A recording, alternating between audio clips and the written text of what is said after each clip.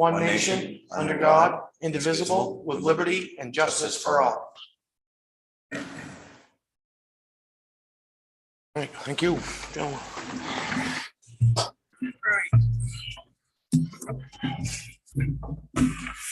So tonight is, meeting's purpose is to review department budget presentations. So without further ado. We'll start off with the library? Yeah, we'll start off with the, oh, I'm sorry, Paul, did you have something? nope, Okay, nope. nope. We'll start off with the library.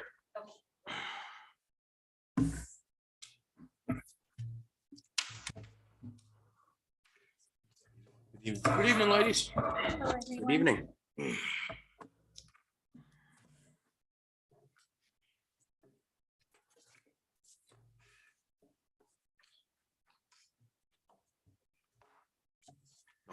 Just library. 4550.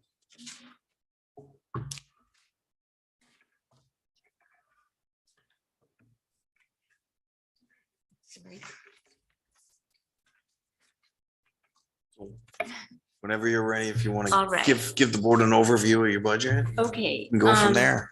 I did provide a brief overview in writing. If you have that with you, if you don't, I'd be happy to go through it. It's just a paragraph with some statistics on it as well. Yeah, the overview and activity was in there. Okay.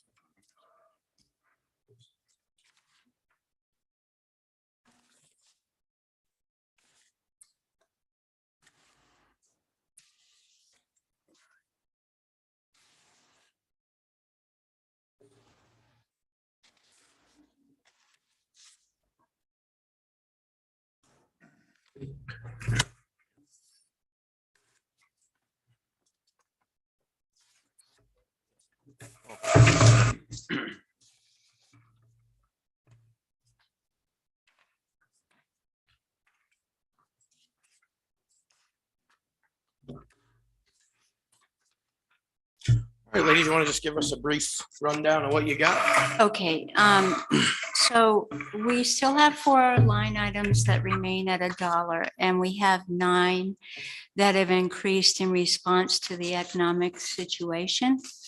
And I have a list of those 9, and there were 12 line items that had no change. They're remaining the same. Our wages show, the full-time wages show an increase of $3,441. This is with the 2% cost of living allowance and also 4% merit increase. With the part-time wages, we actually do show an increase of $478, a decrease of $478. And that is because 3 of our part-time people did receive cost of living allowance and merit pay, but we have 1 staff member who is on fixed income, and she just went on fixed income this year and has determined that she would be making too much money next year if we gave her a cost of living increase or any kind of increase at all.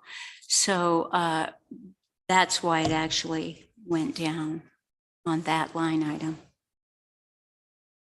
So the line items that did go up were dues and fees, and all of our line items were based on expenditures for this year.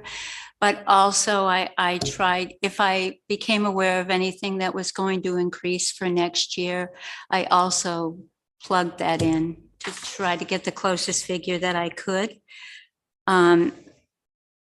So since I submitted my paperwork, building expense 309, I have found out that Stanley Elevator is telling me that there will be a $68 increase in the cost of our service contract.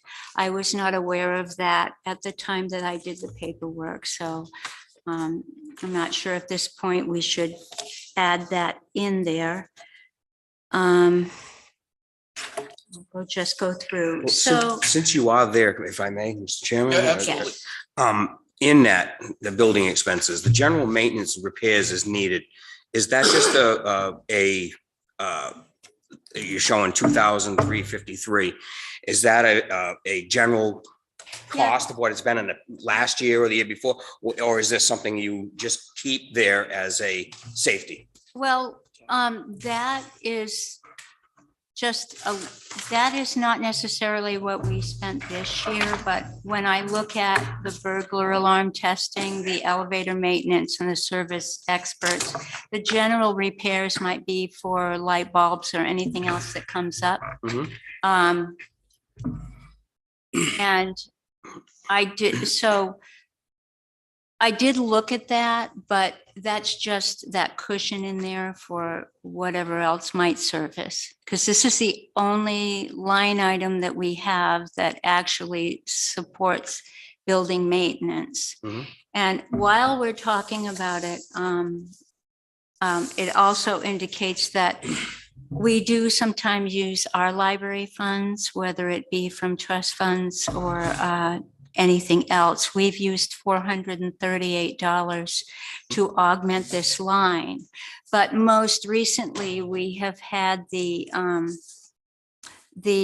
gutters replaced. And they just finished that yesterday. I And saw them there, yes. that is costing, and we're paying that with our library trust funds, and that's costing $8,936. If we had not used the trust funds, it would have come from this line item. Okay. Or capital improvement, but the trustees elected to use the trust fund money to expedite this. Okay, thank you. What was the elevator? You said you had an increase on that afterwards? We have an elevator service Yeah, contract, I saw that. and that elevator maintenance contract, the service contract, let's see, the service contract is included in that 1,757. And it was reflecting a $75 increase in 2022. However, I reached out to them while I was preparing the budget and asked them if they could give me a more projected figure for 2023. And after I submitted the paperwork, they were able to tell me that effective May 1st, 2023, we're going to experience a 5% increase in the cost of that elevator contract. So it's a $68 increase. That figure that is there, we did have a little bit of work that the elevator required, and that's included in there as well.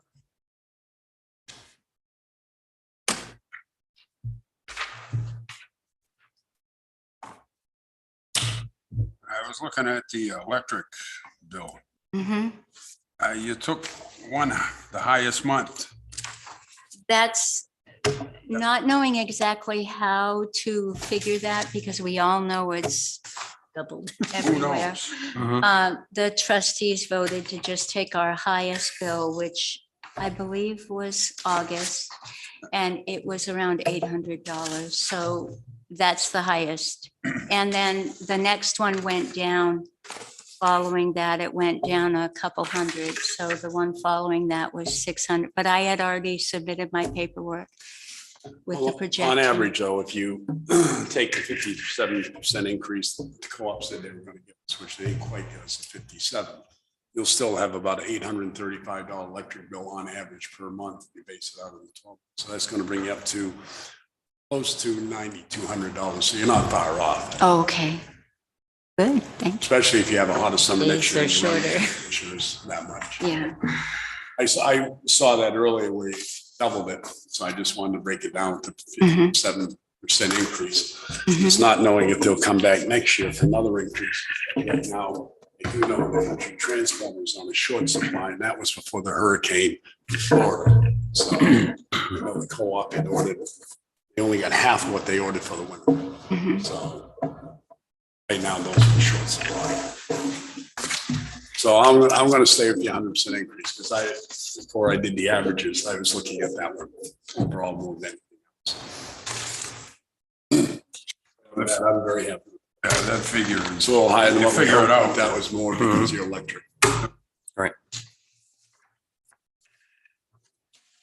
and the fuel, we were just given we're propane, strictly propane, so I just took the figure I was given and used the gallons that we spent last year and multiplied it by that figure. The town's in a very good place because they have that contract with propane. Propane's the least expensive versus oil. So Mhm. right now, I'm being. Chairman, I make a motion to approve do you feel you could, without increasing that line item, $69, you think you can live within your budget if you have $69 left over? We'll give it a go. Make a motion to approve the budget of the library for 2023 at $159,445. Second. Any discussion? All those in favor? Aye. Aye. Thank you very much. Thank you very much. you. Thank you. Good work. Thank you.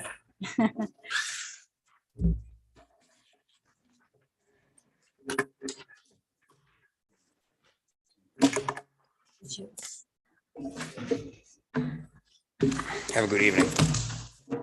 Thank you.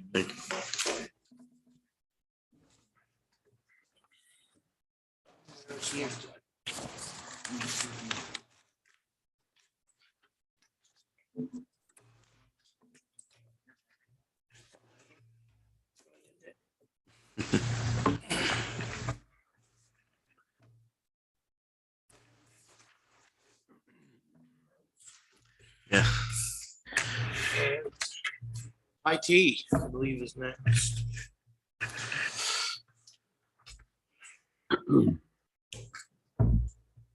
Hi, Josh. Good evening. Hey, Josh.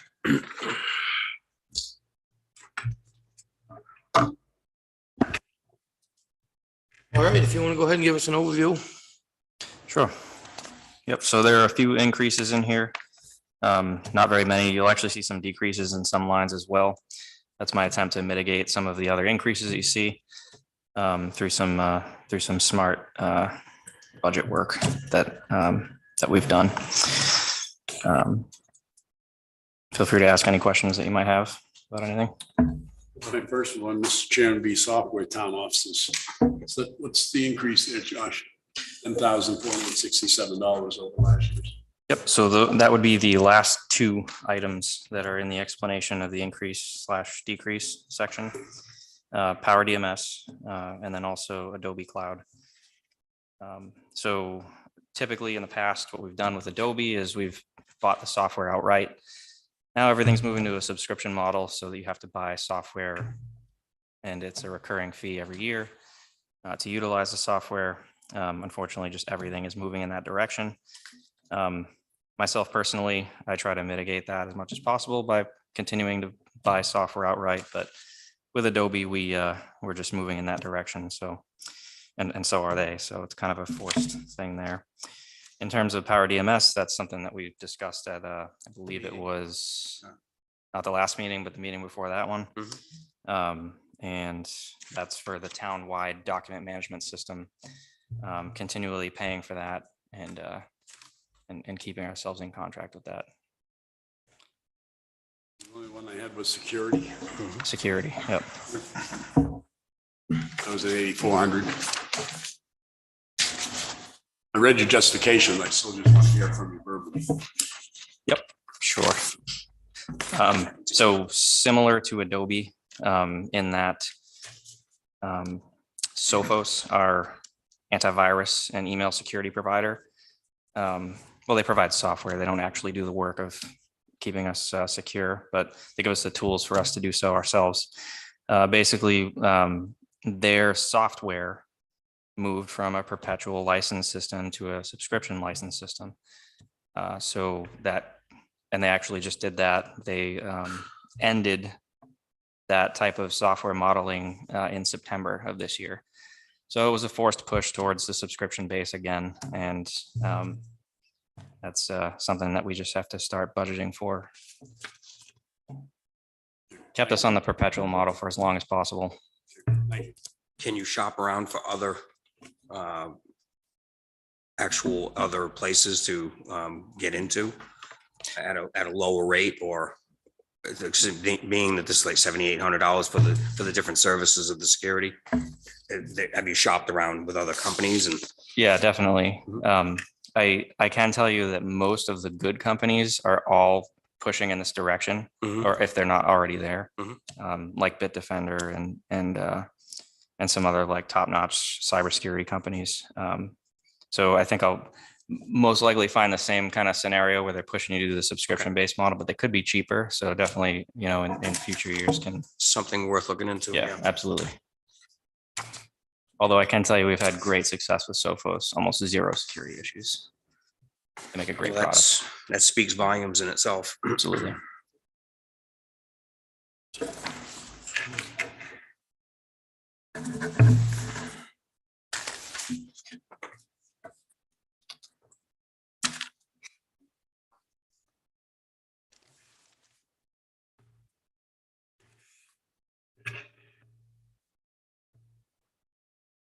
Mr. Chairman, I make a motion to approve the IT department's budget for 2023 at $174,879.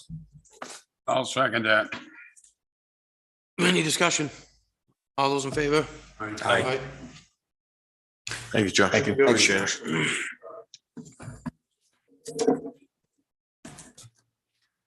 Conservation Commission. Just toward the beginning.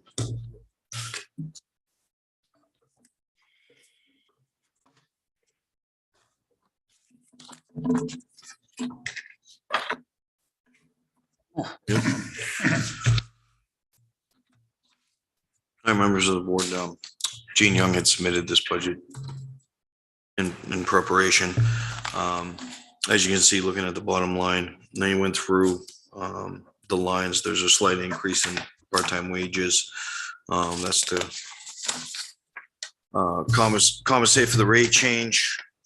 And the other lines, obviously overtime was affected by that. The biggest change, this is a reduction in an overall budget. Yeah. And the reduction comes through some savings on the general expense, and also a slight reduction in dues and fees.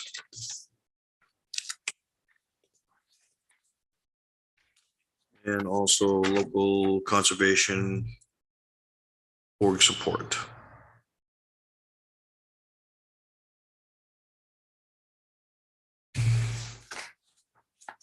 Chairman, I move we approve the conservation budget at 22,947. Second. All those in favor? Aye. Okay. Right. Benefits. We got these here. It'll be up towards the beginning. Yes. Yep.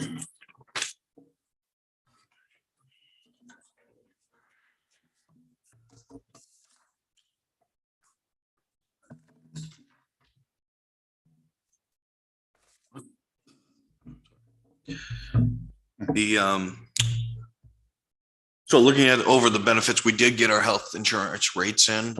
So overall, the overall change was 7.2%. Alton's rate for that came in at 8%. So our health and dental is at an 8% increase based on the numbers that we got. New Hampshire retirement system for police and group 2 and group 1. We're actually got notification that we're going to see a reduction mid-year. So there's a reduction in interest rates starting in 6 months. So in June, there'll be a reduction rate. Current rate is 33.88%. And the new rate at 6 months in is going to be 31.28%. So we got roughly a 2% decrease that's going to happen in the New Hampshire retirement system mid-year. There wasn't a lot of change with life and disability. I mean, so those are the significant changes. Okay. You had a basic increase, Mr. Chairman, in that health and dental Right. budget's up around 1,600.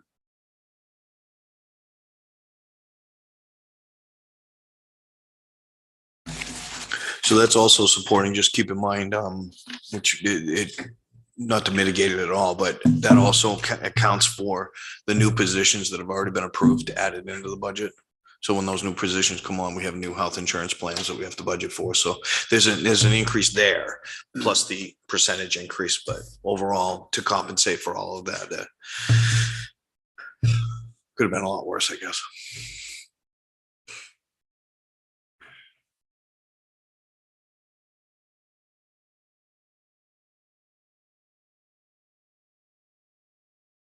I'll make a motion. We accept the benefits at $2,352,669. I'll second. All those in favor? Aye. Aye. $157.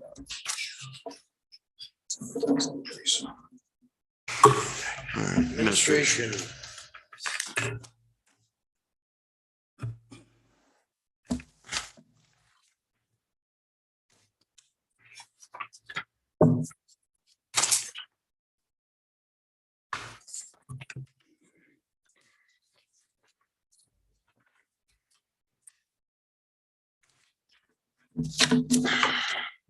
Hey, gentlemen, on the administration budget, a point of discussion was that number one, you see the increase there. That was reinstating the selectmen's wages. What that number represents is last year's approved amount.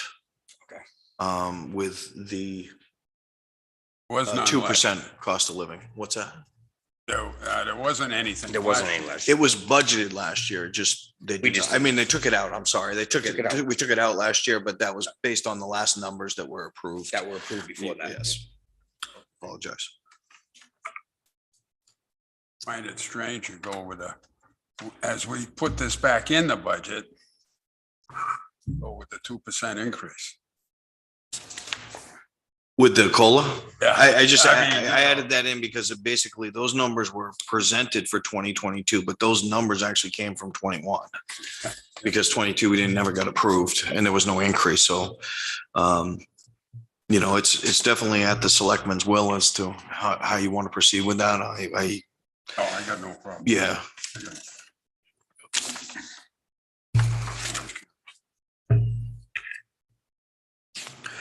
The other thing that we did within this budget, which helped offset a few things, was because the other full-time secretarial position, our administrative assistant position is vacant right now.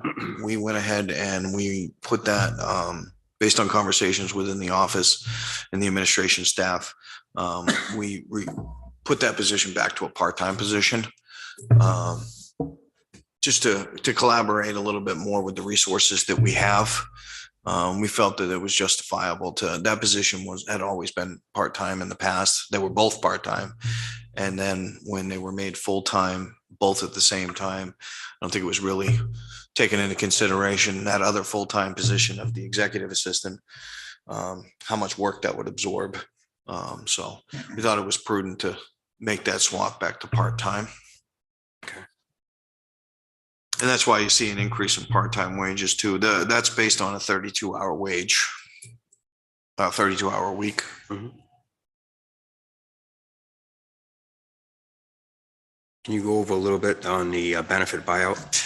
Benefit buyout is what's added into that are in particularly my benefits because of my time and my longevity pay. So that previously wasn't in this budget because it wasn't a call for longevity pay. Police budget before, right? It wasn't a police budget before.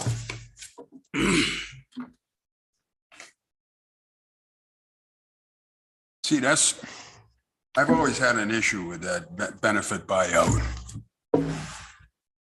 You put in each individual budget. And it doesn't get used. I mean, 100%. Yeah.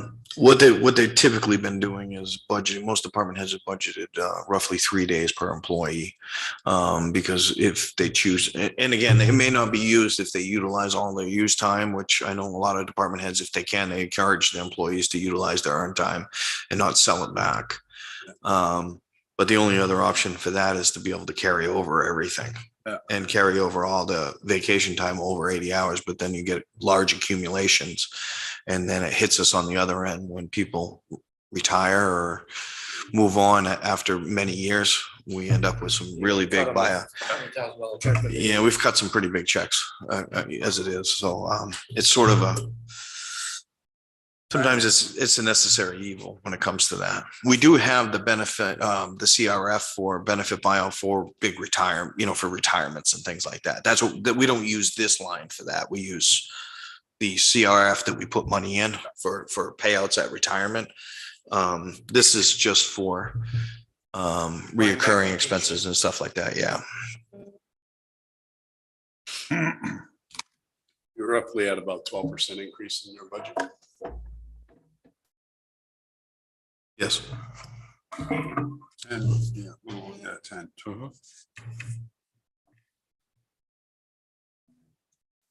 It's a $41,000 increase, ballpark, but 16 of it's in the selectmen's salary. Actually, 17. Yeah. Yeah, 17. That gets it down to 25.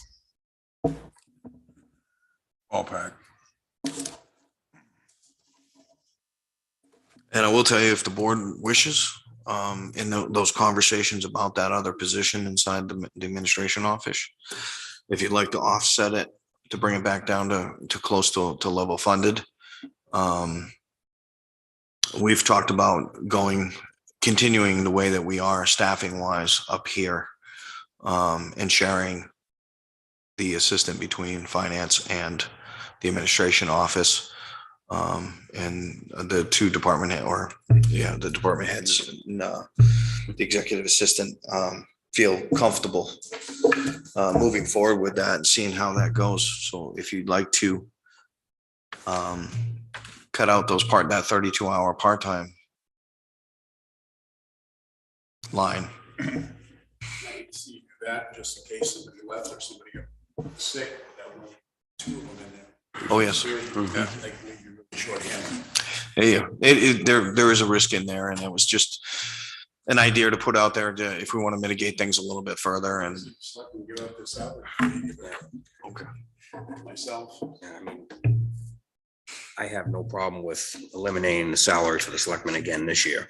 I know we talked about it and it mentioned that it looks good for other people that want to come up and run for selectmen. And there's a little something there, but in order to keep the budget reasonable, I would have no issue with eliminating the 16,919.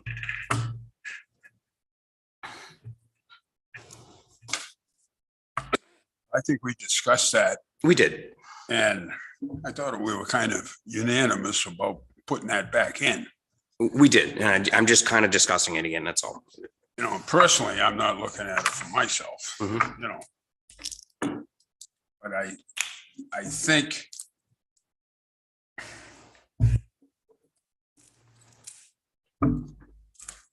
think it's not an attraction, but. That's what I just said. It helps. It helps in another way of other people coming up to running for selectmen in the future. It's an incentive, I get it. How much? I don't know.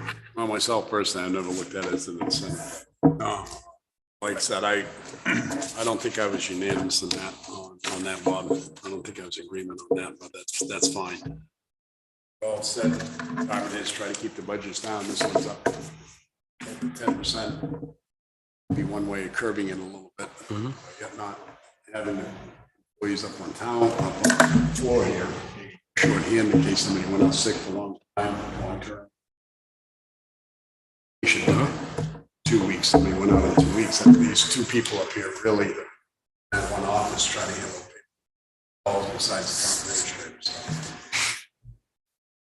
I would rather see that part-time, that's 60,000, but I will not be here, so I will stay from voting.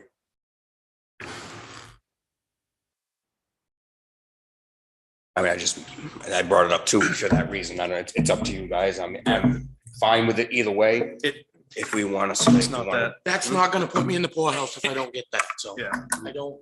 It's up to you guys. It doesn't matter it's to help the budget a little bit. I don't know. Yeah, It's up to if you. it helps the budget, I don't, it Yeah. is what it is. It was more to anticipate more new people coming in. Well, right, and that's what we had discussed, and I agree with that. I'm just putting it out there again.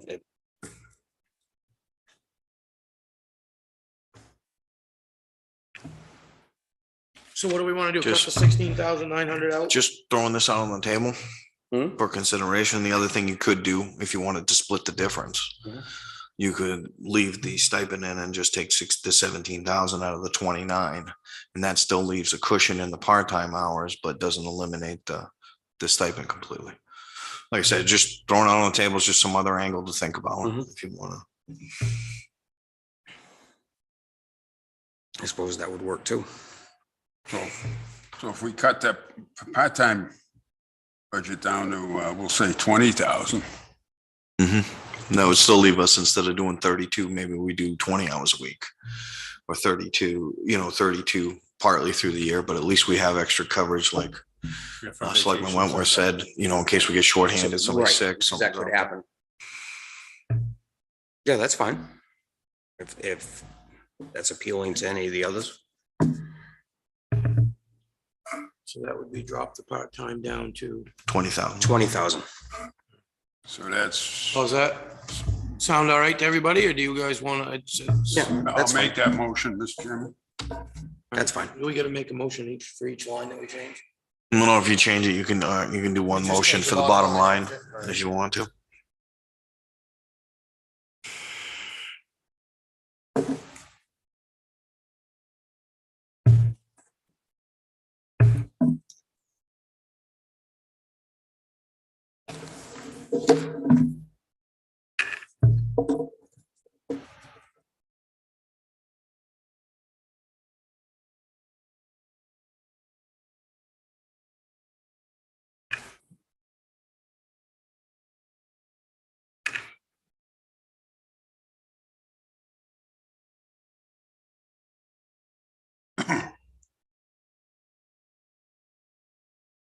Four 16,625. 416, 653, is that right? That's what I got too. 416, 653. 16, 653. That's Yeah, that's what I got too. has taken $9,270 out of the overtime. okay.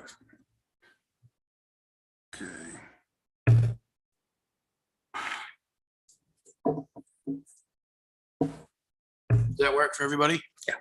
Okay. Yeah. All right, on that, unless anybody's got any other questions. Want a motion? Yep. Yeah, I move we accept the administration budget at 416,653. I'll second. Discussion? All those in favor? Aye. Same.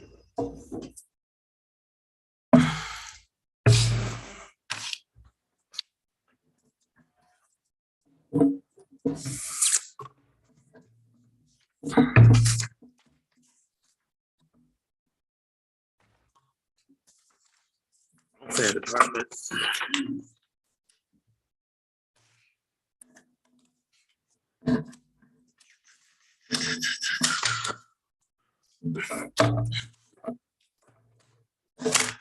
You're in the back.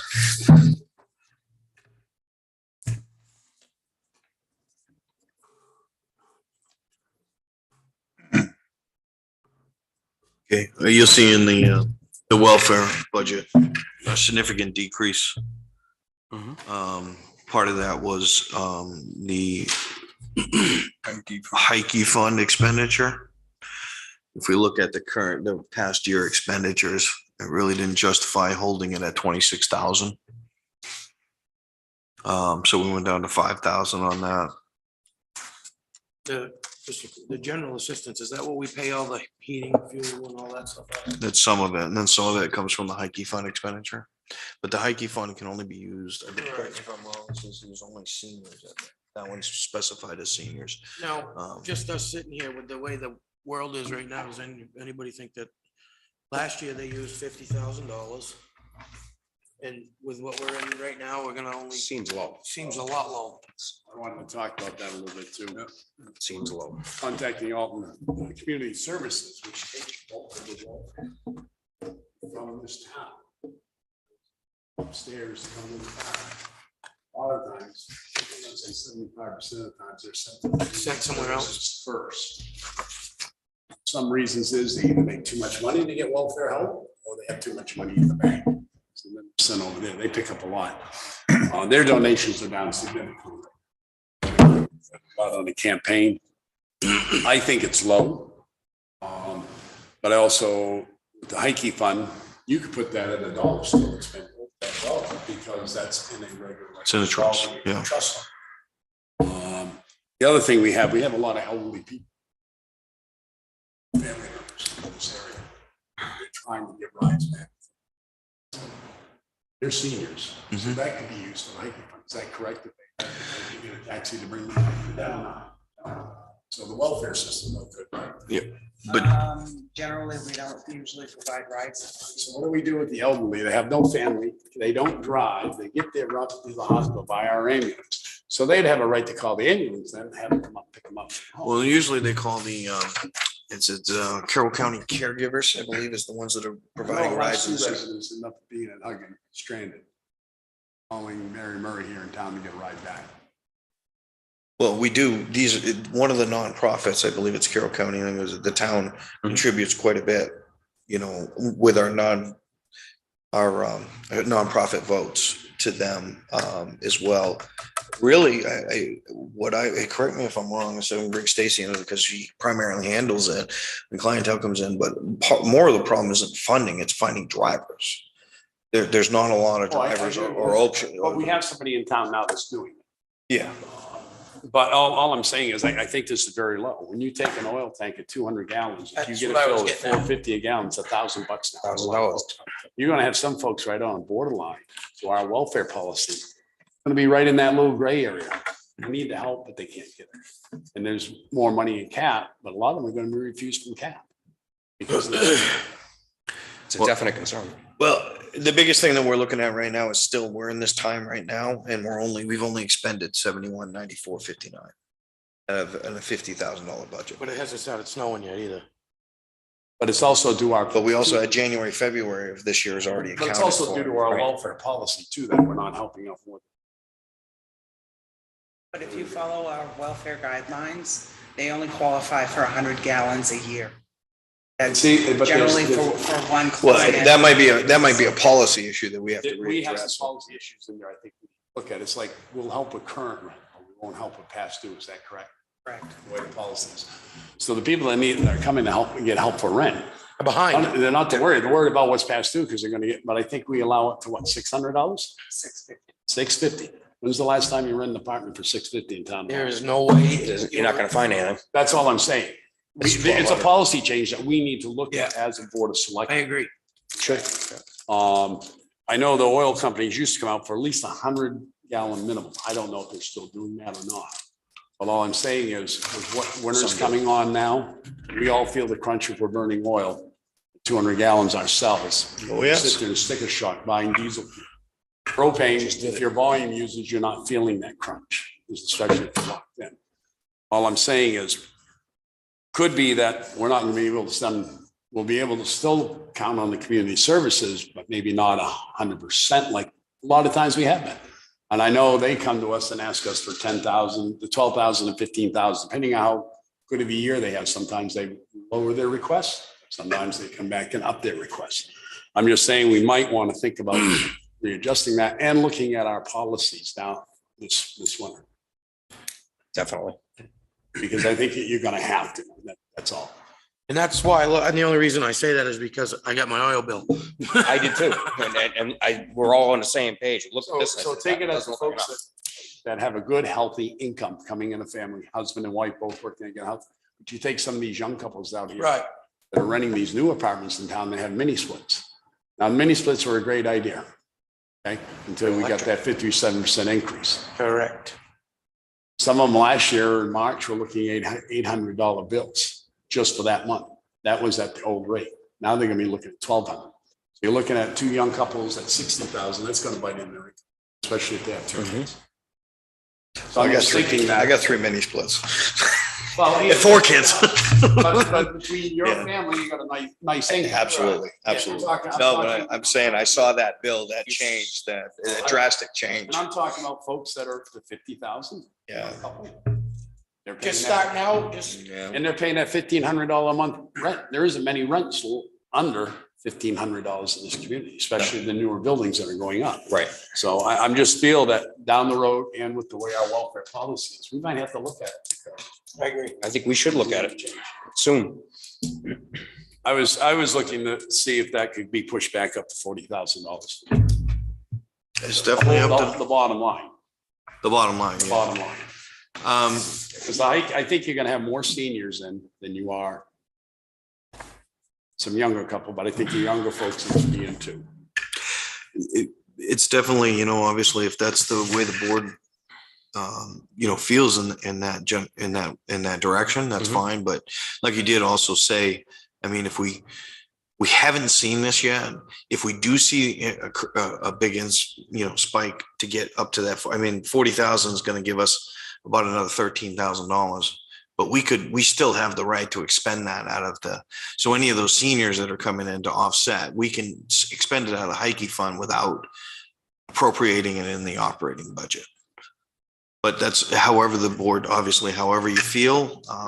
It was more of a, obviously, we base a lot on current expenditures. I understand. And but I do understand that the way the world's going right now, it's uncertain. There's a We lot of haven't hit those uncertainty. hard months yet. Yeah, And it's- but if we have the Heike fund to back it up, Mhm. I was looking at more of the fact that I'm trying to minimize the impact on the operating budget overall. Mhm. So that we didn't end up with an unrealistic percentage increase going into the overall. as long budget. as it can be covered, I also look at it this way.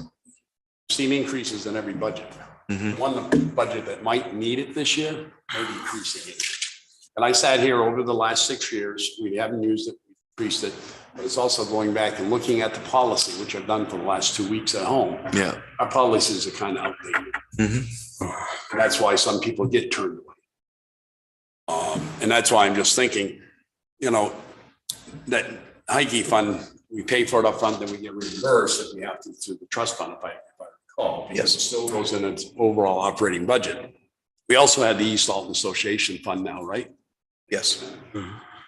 Yep, and that's being utilized as well. That's right. Okay. Yep. And I'm just thinking, you've got an elderly population in this community. A lot of them have families. They get to the hospital, they have no home. I'm saying to Carroll County, but nobody's telling them this. They don't know. The word's not out there. Mhm. Maybe at that point, something like that should be brought maybe to the senior center when they have somebody does some of these presentations. Because a lot of folks go up there because one, for the compatibility, social life, also that's where they get one good meal a day too. Maybe that's something that could be explained to them up there as seniors. These are the funds Alton has, just like the Gilman Fund. Gilman Fund's been trying to reach out to a lot of elderly people, widowers that need furnaces, need winter preparations. As long as they apply, most of them are getting approved now.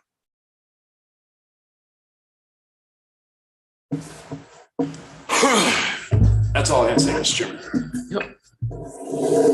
So do we want to up that or do we want to leave it the way it is? Well, what if we can cover it with the, Well, that's what I'm wondering. Can we cover if it? we Yeah, can we can cover it with cover the it. other amounts? We can cover it with Okay. the Heike. With the Fund. Heike Fund. As long The as other- you don't have young families come in. The Heike Fund is only for seniors. Seniors, Okay. yeah. Right. And if we had a high influx of young people applying, We haven't had a big influx of anybody applying. I shouldn't say that. I shouldn't say that. The money that's being paid out, the current expenditures, we're only expended $7,600 for this entire year.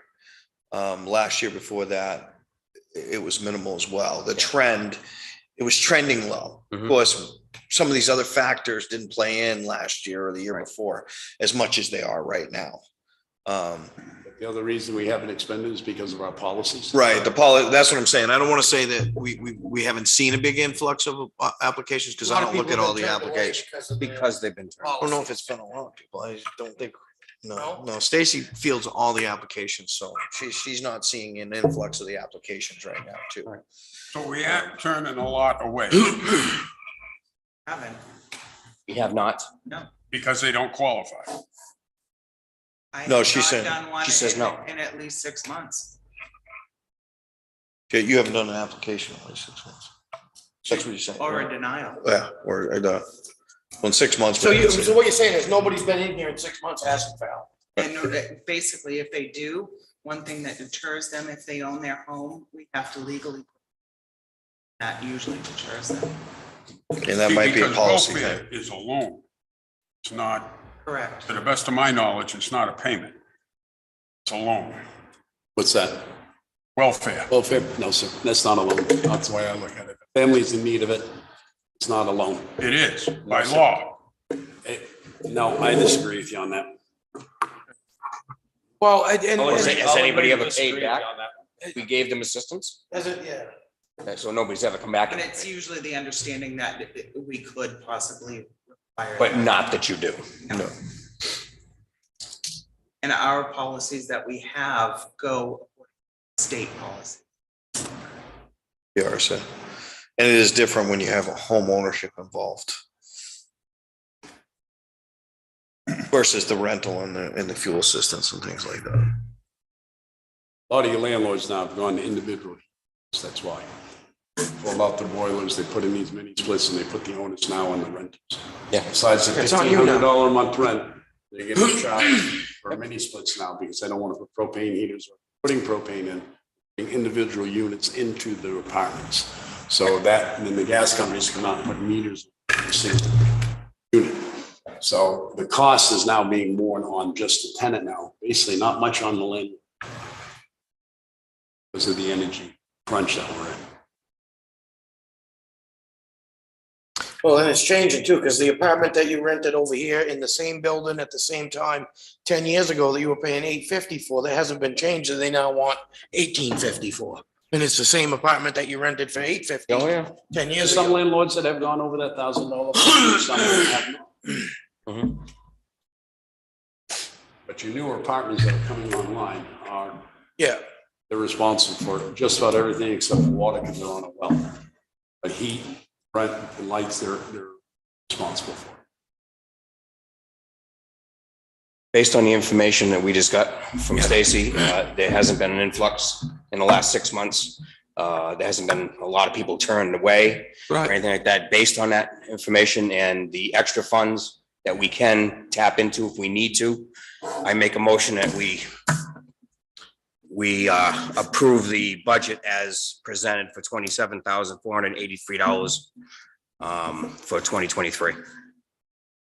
I'll second it. All those in favor? Aye. Opposed?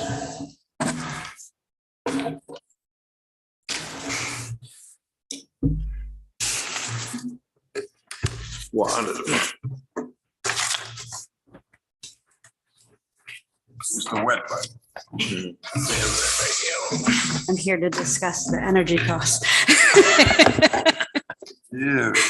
Troublemaker. Yeah, just put it in real perspective. Okay, so overall, my budget, if we were to pay off the $39,000 well loan that I had brought up at a previous meeting, will be around a 3.5% increase from last year. Obviously, that $40,000 well loan is a huge hit, so that's, and right now, we're kind of on a no spending unless necessary, to keep on track to pay that loan off out of the operating budget. Not a huge increase for anything that's surprising on my end, except for obviously the health. And unfortunately, the electricity was one of the largest increases. All the work that we did previously to fix leaks and get our pump times down, the electric costs have now brought that back up to our original electricity cost. So we've basically gone from 22,000 to 39,500. To put into perspective, we used less electricity at Jones last month, and the bill went from 1,400 to 2,700. So Using less electricity. using less electricity. Less uses and a higher bill. Yep. So I think, you're going to see that hit with the water department, probably one of the larger ones. Other things, like meetings and conferences and our fees and dues, they've gone up slightly, about $200. Fees and dues went up more because this is a licensing year. Every 2 years, we have to renew our licenses, and we do have a third operator that will be, well, a fourth operator basically that will be involved in that. Line 184, contracted services, that was a pretty big increase. And the reason for that is that there were some things that came in at the end of the year every year, and I was overexpending that line, and I finally figured what they were. One was the generator agreement. Our alarm agreements, they kind of sneak in there, and also our licensing renewal with BMSI. So now they're actually in the budget, not showing over expenditures at the end of the year. Obviously, building fuel and propane, that's gone up from $35.50 to $56.70. And the lease of the truck is going up $5,000 because of the lease of the new excavator. So that's kind of the overall snapshot of what's increasing on my end. About 18,403 increase. Correct. If we stay on track to pay that loan off, it's gonna kind of balance the increases that are huge and detrimental, and kind of level them out for us. But it's a shame the electric costs went up so much, but It is. vehicle fuel, all that. But if you look at that and do that the other way, if the electric costs would have stayed the way they were, they'd be doubled right now. So Right. you'd be, instead of paying whatever it is, $40,000 or 39,000, you'd be paying 69,000. So, the last statement you made. Yep. We stay on track paying that well off. Yep. The selectmen paying that well off. Well, so the plan when I came to you guys was to pay it out of the operating budget. We're at 139,000. Plus we have the revenue account. So I just got my information today that we have a remaining balance of 139,000. 66,000 of that is wages. We should be all set. So why like I not said. budget for the 39,000 at the end of the year? Over 39 out even before it goes to budget hearing. Just so you don't have to add 39,000 back in there in case you don't, or the selectmen don't want to take it out of one of the capital. Yep, or the revenue account, which I don't, But the I'm selectmen- trying to not do that. Selectmen should make up their mind. Yep. Saying, we're gonna pay it off, or we're gonna put it back in the budget, because it's very misleading at this point with a statement like that. A budget hearing, say, well, if we follow through, well, the board has to make that commitment. Do we pay it off or not? Yep. I think we kind of agreed upon it before. I guess it's where it's coming from at this point. I think that's where the board of selectmen need to bring it before a meeting, decide at the next meeting. And the only concern about going back that way is that it's not just, if we wait until we get closer, it's not just the board of selectmen putting that money back in or pulling that money back out. We got to go back to budget committee and do that as well. The reason why I'm But you saying. might have it before the budget meeting gets that far in the water. Well, let me, Well, let's- I do have the numbers and the numbers are here as far as current expenditures.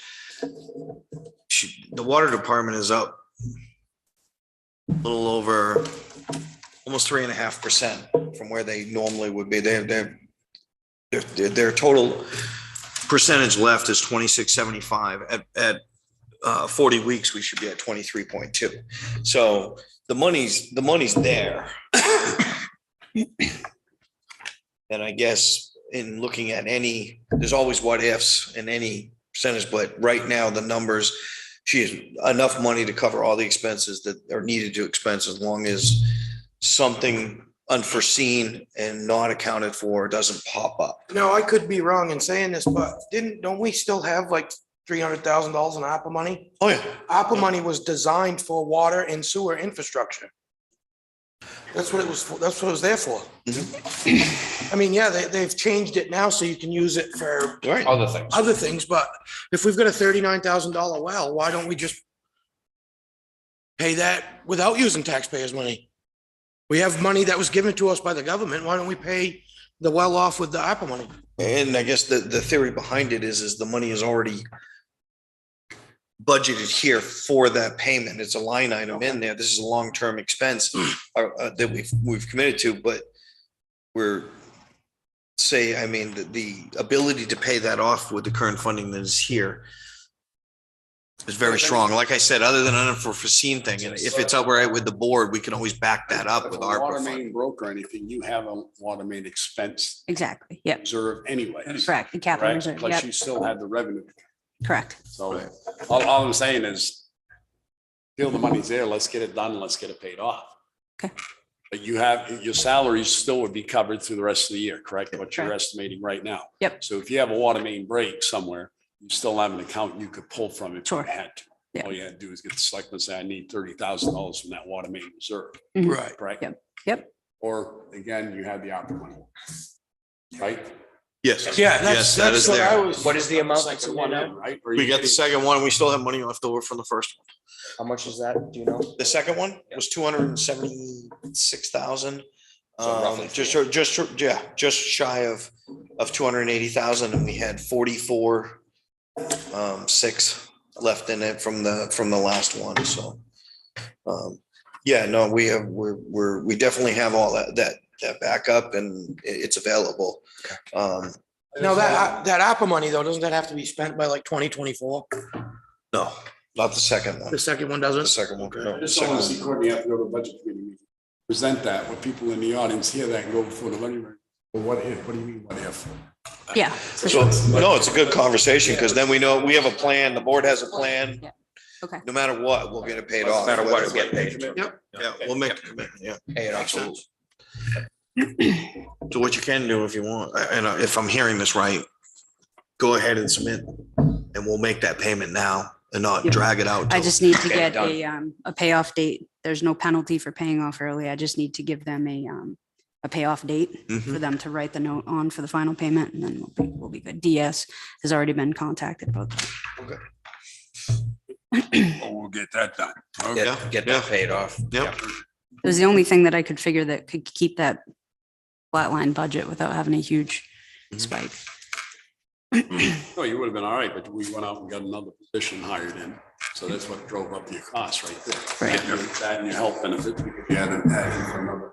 Well, yeah, so I had then your that, electricity. yeah, I had that position in last year's budget for the year and hired in May. So we were already, But you we only already got had half that. a year per se versus A full year and coming. back in 6 more months plus the help, another part of the health insurance. Right. Plus your electricity is what drove.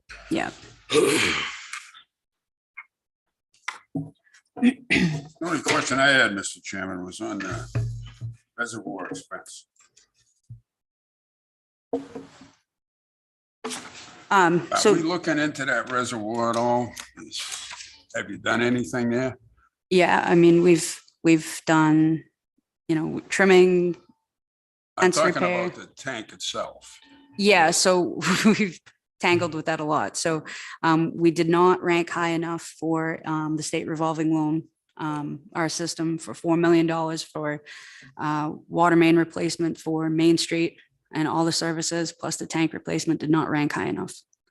For whatever reason, we were like 140 out of 300. We met with emergency So I was gonna management. say, we're still working the other angle. Yep. We met with our emergency management rep and out of hazardous mitigation. They have some available grants for water infrastructure, especially what that ranks on, what we're trying to rank on with that, because it's competitive as well, is because if that tank goes or it lets go because of its elevation on Bay Hill Road, the flood zone. hazard that it's going to cause to all the residents and to life and safety Yeah. is substantial when we sat and met with them. So Homeland Security and Emergency Management are hurting right now really bad. Like most places, they've lost a lot of staff. So the grants are backlogged right now. I had a conversation with her about a week ago. So we're still in the queue and it's still being worked on that angle from that. So The number here, what you're seeing is like a replacement of, a broken latch on a fence Yeah, I or know, it's all backup a thing. fuse or like a float goes bad or Something something minor. like that. Yeah. Most of the That's been stuff. monitored on a regular basis. Yeah. So correct? we do a tank inspection every 5 years anyway. Our last one was in 2019 Right, I and that's remember. what we're basing our replacement off of. So. Mhm. Yeah, I remember seeing the pictures. And, Yeah. Chairman, make a motion to approve the water department budget for 538,475. I'll second. All those in favor? Aye. Thank you. Thank you.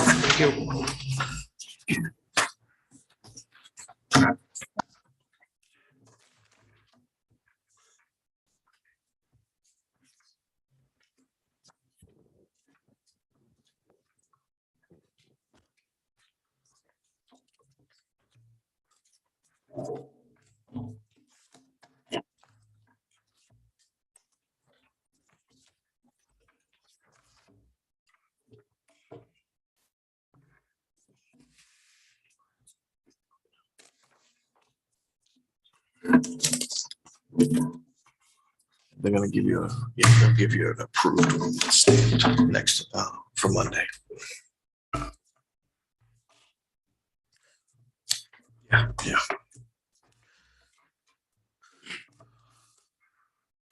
We're gonna do all of Public Works. Yeah, out of the, we had discussed previously in regards to rolling this as kind of one package together. The biggest package that's rolled in on this budget here, which affects the account 4312, is in fact putting all the Public Works wages into this budget itself. So this has all of the wages for all of the Public Works work groups, with the exception of water, of course, because it's a separate enterprise fund. But this has everything in there. This has highway, this has solid waste, has grounds and maintenance and cemetery. So this is all in that budget. All buyouts, all the increases relative to projection on wages is in this budget. If you look at the bottom line, I did a little bit of correlation relative to all the budgets and then how this is budget is affected overall. Overall, it is a 11.96% increase in the overall budget itself. Those highlighted areas within the budget, which speak to increases, of course, the largest percentage being wages and benefits. Wages, there's no benefits in here, but is all wages. And then you go to electricity, and then you go to fuel. Fuel budget is also in here as well for the majority of those work groups as well. We've rolled those in there. I have noted when a line within a other budget has been transferred into this line itself, It rolls in here, all of our combined alcohol and drug testing, all of our, majority of all of our fees relative to training expenses for our staff is in here as well. DOT physicals is in here for that training. And the only training that is not in here as far as fees go is in the solid waste budget. They have their annual recertification fees that are in there. That is actually in their operating budget. Other than that, we have rolled the majority of them in. I'm glad to go line by line to discuss those, or if anybody has any highlighted areas. Other than that, you'll notice in here, there is some highlighted areas.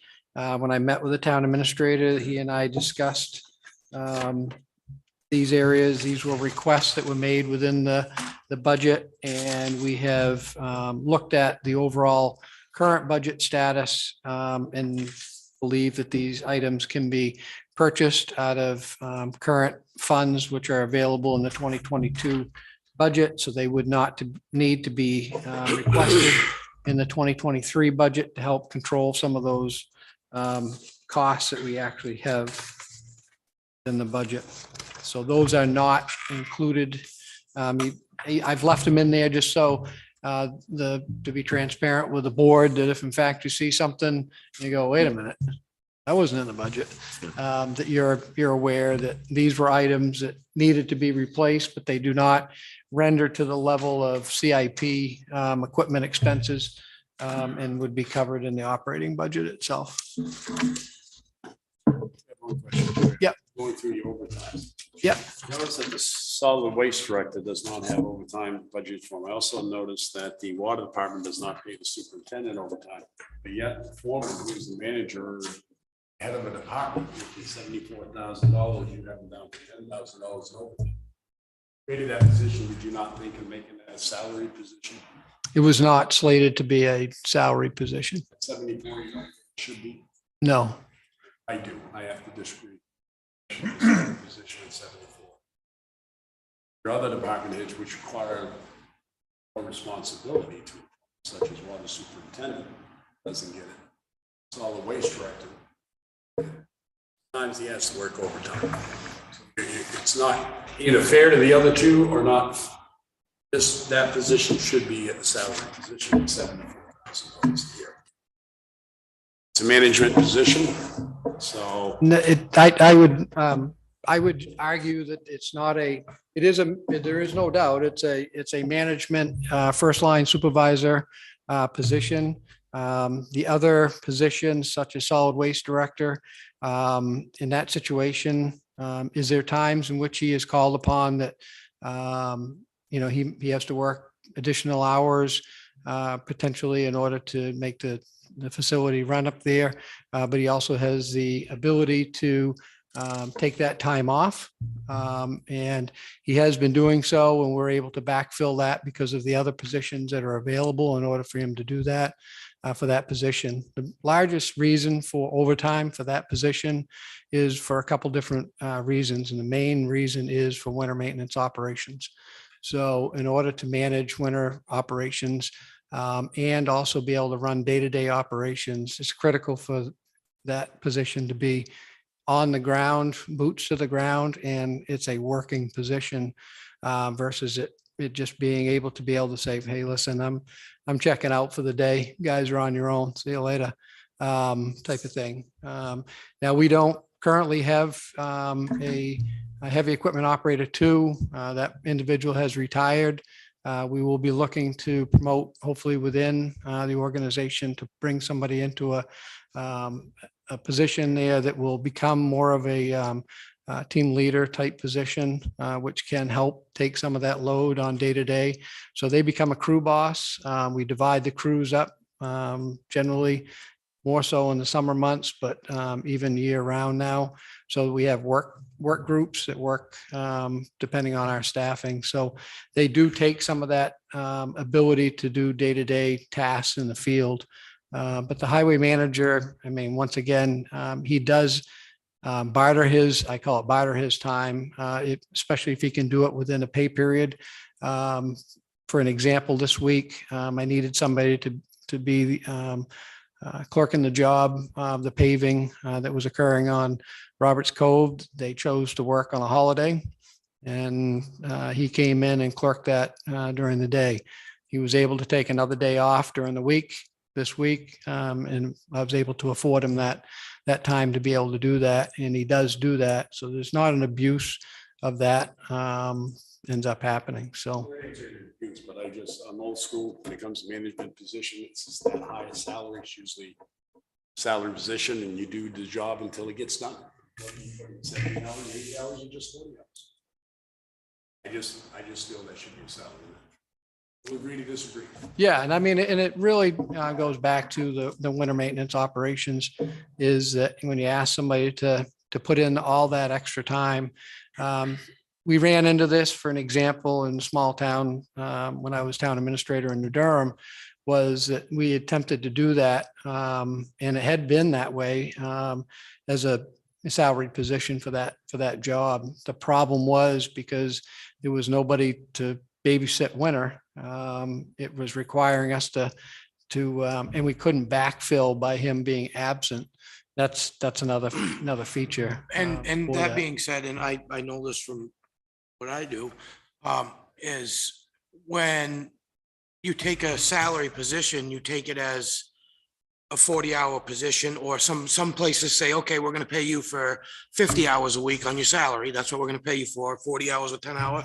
But at 50 hours, if they don't want to go to work, they don't have to. You can hang up the phone and say, I'm not coming in. Salary has that option. Hourly doesn't, and he has to call, if I'm not mistaken, he calls guys in at night when it's time for plowing, and he's out checking the roads and doing that stuff. So that's, I mean, I get what you're saying with that. That's a different I can scenario, understand. but I get what Ruben's saying. The old school guys are like, hey, listen, we used to do it for nothing. But see, we're- Well, they didn't do it for nothing. During the week, things were slow. They could go home. Go home, yeah. As on salary position. Yeah. I mean, when you were a manager of salary position, you were going to be known some weeks, I'm going to work 50, I'm going to work 60 hours a week. Right. But next week, it's slow, I'm going to take off today because I'm a salary position and not affect your vacation time. I have no problem with that. I'm not saying it was abused and I'm just raising the question.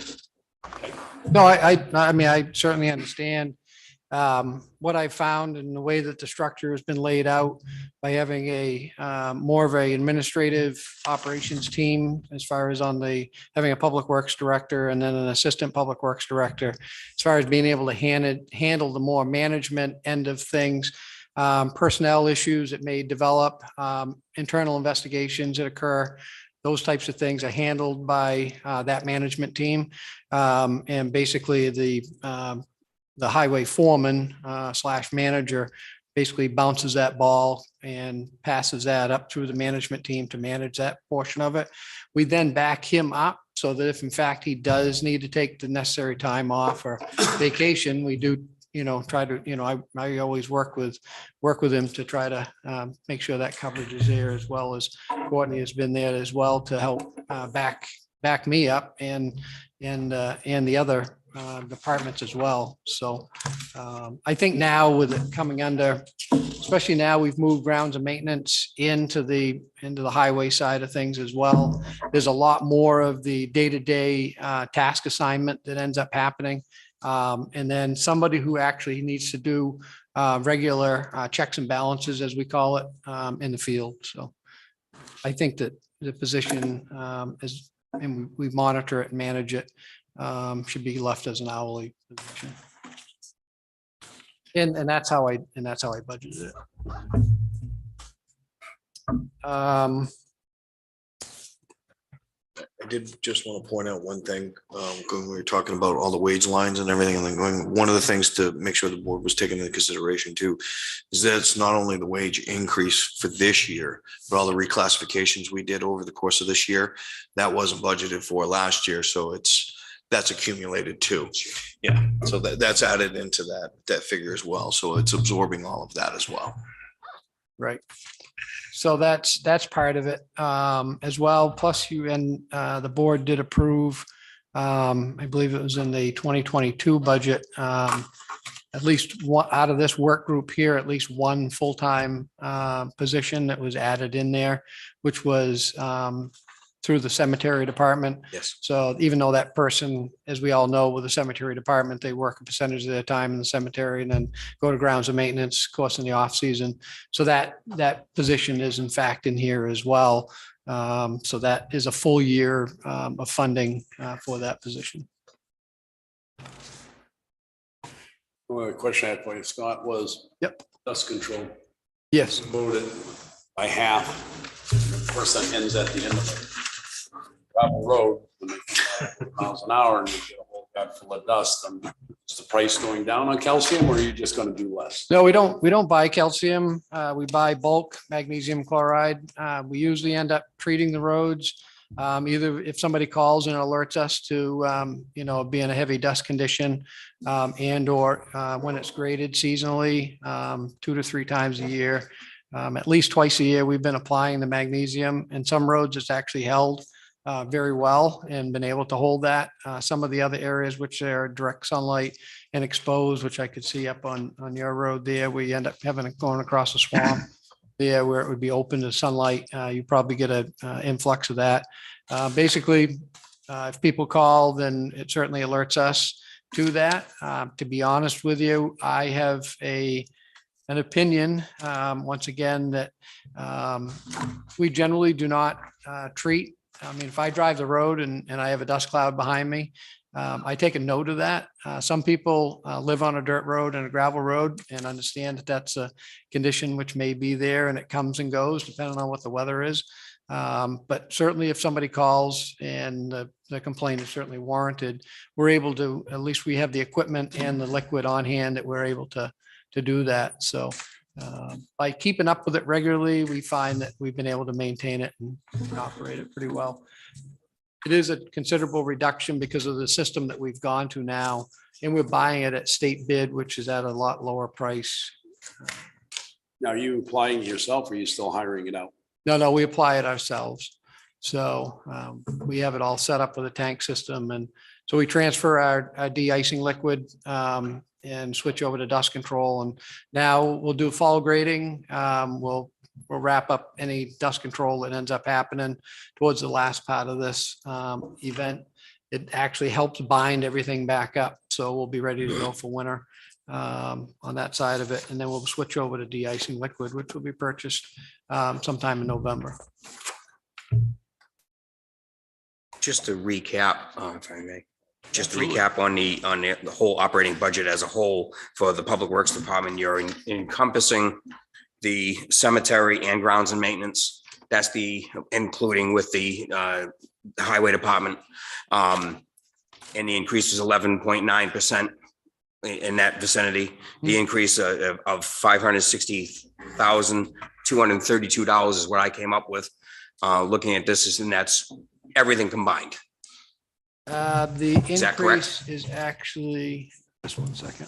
In that budget of the 1,884,000, that's including cemetery and It's the It's that's including including just the salaries. That's Okay, in thank you. That's what, Salaries just, represent have just their the separate salaries. budget. Okay, And the Thank you. 11%, just to clarify and correct me if I'm wrong, when we were talking, that 11% reflects the increase of all 3 budgets. right. That's why So, yeah, that's why I so- said 11. So Yeah, so this 11.9%. this budget's going up because of the incorporation with it, but when we look at cemetery and public and grounds and maintenance, there's an offset reduction. offset reduction. Basically moved over $340,000 of the salaries. Yeah. Okay, all right. The increase overall between all the budgets combined is $258,281. So that's the 11.76%. And that's all of the budgets Okay, collectively, solid waste, cemetery, grounds and maintenance and highway. And once again, that 11% really is attributed to majority of it all goes to most of the other lines, especially in highway and in all the other budgets have been pretty much level funded with the exception of anything that deals with any kind of a petroleum product and or a potential increase in contract that was already pre-approved, and electricity. Thank you. All of the funding was pretty much kept, flat, other than, once again, if there's a contracted item that was slated to go up. So gravel, for an example, is a multi-year contract. It goes up another bucket yard or whatever it is. So that actually, is in this budget. Same thing as sand, when that sand is in there. Salt has increased. Again, salt's up to 85.20, as we covered in the last select board meeting. We'll save a little bit of there for buy it from the other salt provider. And let's see. Yeah, that's crazy. Grounds and maintenance has got a significant electricity jump because it's all the buildings. All the buildings. All the buildings. I was looking at that, but some of them were well over 100%. We're over 100. Well, if we go to Pearson Road Community Center, well, building fuel, that went up over 100%. Isn't that propane up there? Yes. So we went well over 100% on that one. That one went Yeah, up. that's based on, so we end up taking what our consumptions have been and take those consumption amounts, and we factored that into the new contract for propane that was approved, which is higher, if I recall now. I think you were at $1. We're around $1.39. We went up to about $1.86, 89. 189. So that's really not too big of a jump. That's all I'm saying. Yeah, I think the biggest thing was on that one that we found was consumption. Now, I won't tell you that, there's been a little bit of a fragment. I mean, Kelly has done a great job. She kept pretty good records on that side. So when we transitioned that over to us, Becky was good and worked with her to try to get all those consumptions. Plus they had the information. Stacy had worked collecting a lot of that, or Laura had collected a lot of that information because of the bid process. Last 2 years, CAP hasn't used it because of COVID. So that's now back in. So that probably Catching accounts up for now. quite a bit of jump in Yeah, usage too. that probably is what we saw with the spike that ended up happening there. I didn't go back and look. I wasn't aware of the non-use because that Yeah. came in when it was back in use, so. Well, I'm looking at the building fuel for the highway. You got it the same. You bet. You keep dumping that oil up there, the transfer station, and we'll keep burning it. It's the waste oil furnace. Keep bringing it up The there. used oil has been a godsend. We did. I bring you plenty. Yeah, and I know that. I know you're a contributor, as well as probably other board members as well, but that has kept us in good order, to be perfectly honest with you. We're actually approaching capacity. So, in that situation there, that's been beneficial. We did buy the last 2 years, we did buy transformer oil, which we can buy less than what we would buy under the contract. So we buy that as a used oil to burn in there because it is approved for our used oil furnace. So we do that. We have had to get, I think it was 1,500 gallons in order to do that. So we burn a lot. That's a big open building. Every time, as you all I'm know, you sure you open the do. doors up and there it all Doors are goes. wide open.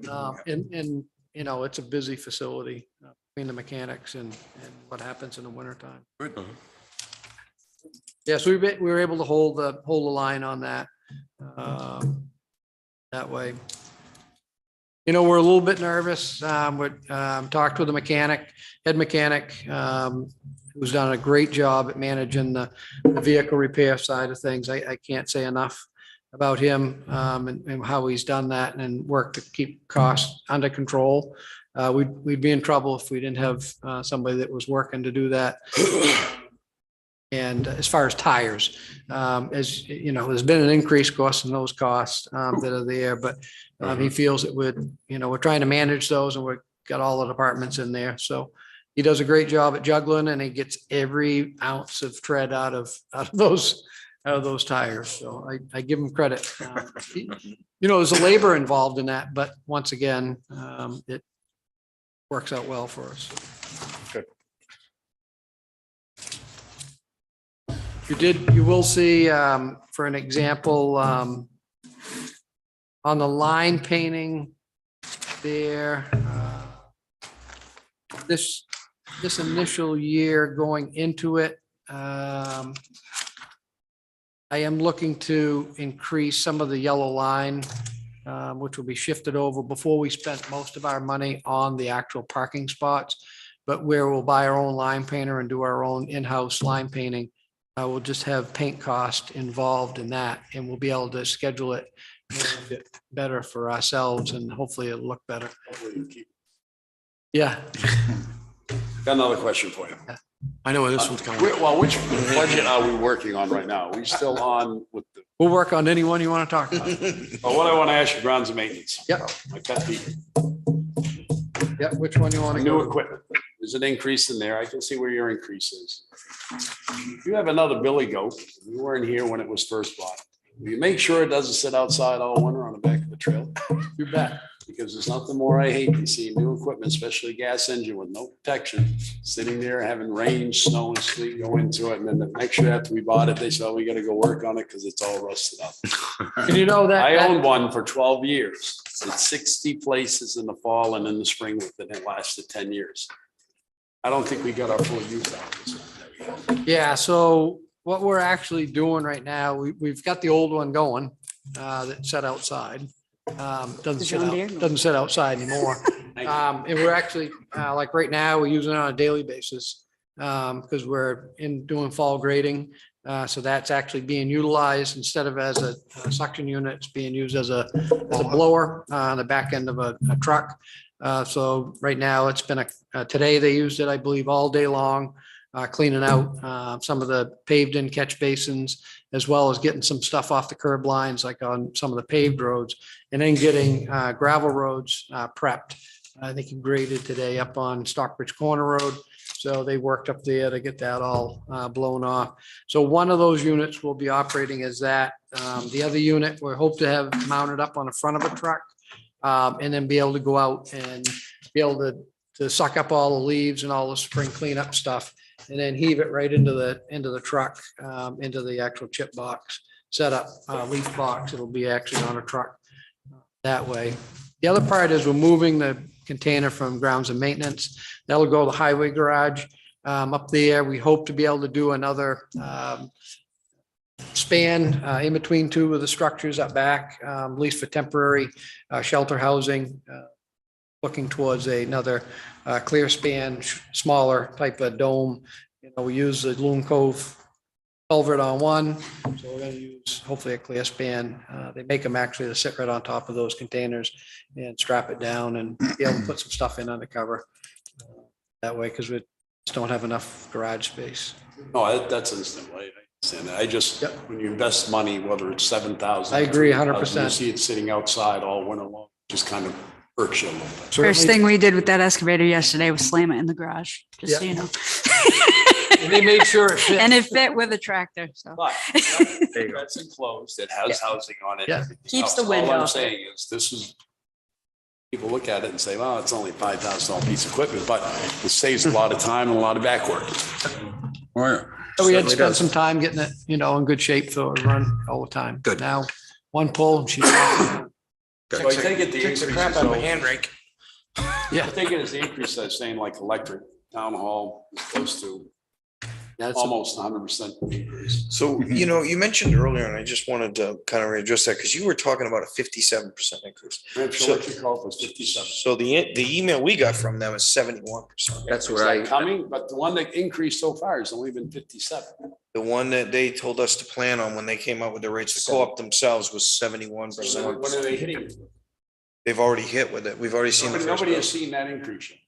I have. The first. I have. bill- I certainly have. My I light have. bill is right We through saw the it. roof. Laura pulled the original bills, and of course, that 71% is calculated off of usage only. So the fees, you can't just attach that to the bottom line. You gotta go by Yeah. usage, I understand. Yeah. I look at mine every month. Yeah. compared to last year.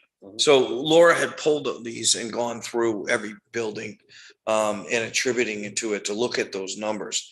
And really it came down to some of the past budgeting practices were taking an average and weren't really looking hard at the usage, taking an average cost. But as there's small spikes in usage, there's big spikes in the bill with that percentage, I think. And correct me if I'm wrong, but that's what we were seeing when we were And coming that's all down. I'm there. asking. Yeah, yeah. No, I'm I haven't just, seen. yeah. On my store, I have not seen. Mhm. Okay, I also done usage, what I could do is save. And we've only seen it, really obviously the magnified instances is like the pump house. I mean, that was Pump house, I can instant, understand. that was Pump house is instantaneous crazy. because the usage is so much. Same thing with town hall. The town hall bill was immediately a big spike the following month that they told us it was gonna hit. But like the pump house, how much is that running a day It's now? only running 7 hours a day. So before. And it it was was running 18, 19, 5 22 years. hours a day. Yeah. So yeah, if that was running 19 hours right now, we'd be paying $20,000 a month in light bills. Yeah.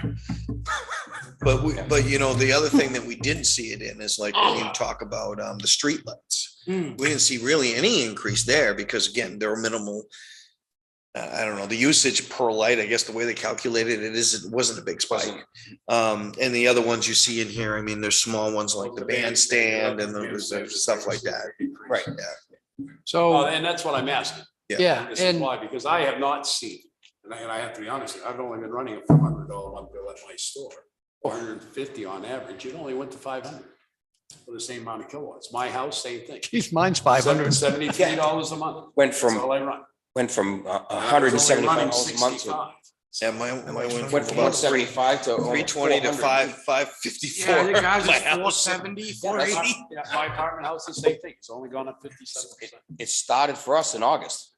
In August. And That was from only a July half of and it. August, running so September's bill came I'm not gonna in. It was complain. shocking. Go ahead and pay me. This is high. That's why I'm asking. So the other piece to this is potentially, as I've been looking at the budgets and then what the funds are left. I had given the town administrator just a snapshot. I'm waiting for the rest of it from solid waste. So I've had a energy or lighting study done by a consultant that works for New Hampshire Electric Co-op. They've looked at Town Hall, Gilman Museum, looked at the Pearson Center, looked at the Alton Bay Community Center, and then solid waste and both restroom facilities in the bay to come in and basically do upgrades to electrical for lighting fixtures and the parking lot lights at the bay as well. So in that, just initially, without having solid waste information, as part of that package, it looks at a savings of about $5,000 per year on electrical. And so the payback on what would be a investment by the town of $20,000, is virtually just under 4 years. As far as that payback, it's almost $6,000 a month. Now I'm sorry, not a month, but Paying some of that too. Yes. If they're paying 50%. Yeah, Paying 50%, So- just so- like they will for businesses. Yeah, this whole Yeah, co-op. proposal that he's speaking of actually is on your agenda for Monday night. So under new projects, he had Yep. presented it to me. I took a look at it and it really seems like a no-brainer with the savings on it and we can I was utilize. it. surprised they would do the Alton Bay communities. That they're looking at the town as an overall or individual buildings. I think they took it's all in collectively, but you'll see in your packet, everything is itemized and individualized. So each building, so some buildings don't have that substantial savings. Right. But when you have a building like this building, it's a substantial savings. Substantial. Town hall. is So the this biggest. town hall buildings, Town hall, I would, Pearson Road, that's why. this is I'm like saying- $3,000 almost just for the town hall itself. The other buildings are minimal, other than Pearson. Pearson has a savings up there. And, I thought there would actually be a greater savings in the restrooms because the lights are on 24/7 Mhm. from the time you initiate those. So, with some of that there is some savings overall. So we did look at it collectively because it actually all comes out of that grounds and maintenance budget.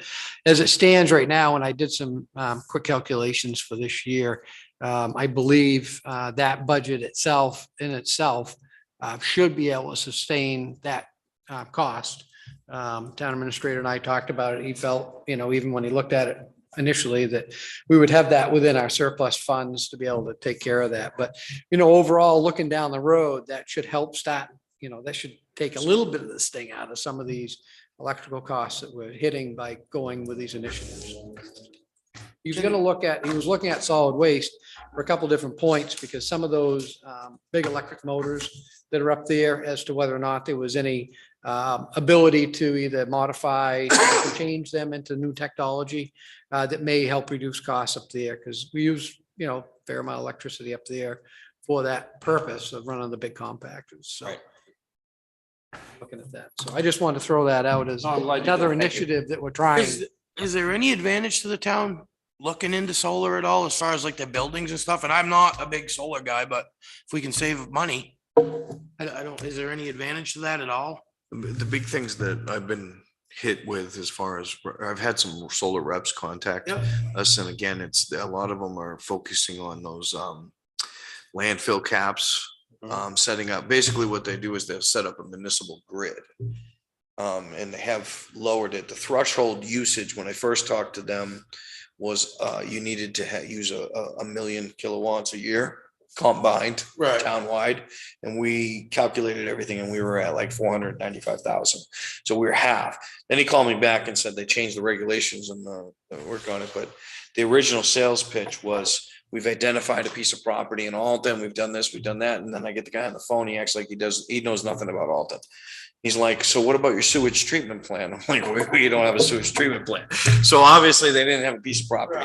But the only ones that we've been approached with that really, again, we go back to the whole solid waste caps, whether or not we want to go to utilizing. I know that the board had examined in depth a contract for one that was looking to use the landfill cap up here. And there were some concerns about, Yeah, I remember. obviously. They pulled out. Yeah, they pulled out. They pulled It had out. to do with the co-op too. The Yeah. co-op setting up the lines, one had to be Right. connected from solar to that. They said it wasn't cost feasible. Wasn't cost effective for them. Yeah. Actually. So I guess the only other thing that we could look at, if the board wanted to, we could look at a solar array for the town on a more suitable property that maybe the town owns. I don't know what we have out there that's suitable for that, because a lot of the stuff we own has a lot of It doesn't wetlands. matter where it is, it just feeds into the line anyway, right? Individually. Individually on the buildings, we Depending could on look the into high that. usage buildings. Yeah. It's just like some homes. It's not feasible for some homes to go and put solar panels, especially like me. I live by myself. Wouldn't make sense to me to put a solar panel on my roof just to offset my $60 or $70 a month light bill. Right. Sound with town hall. Yeah. To make feasible for that. I mean, you got a local contractor right here in town that's going all over the state right now, and he's putting in at different places. I know they just did one. And in Florida. Big one. But I mean, you got these individual contractors like. Is that such Maine's? as Maine's Electric. Is it Maine's? Yeah. Yep. I mean, I'm just thinking, even for the solid waste center per se, I mean, just to do theirs, not to do a municipal solar, but to do individuals such as the highway department, if you had room left down there, I don't know how much more room you got. So, How about that property we own up by Lansing?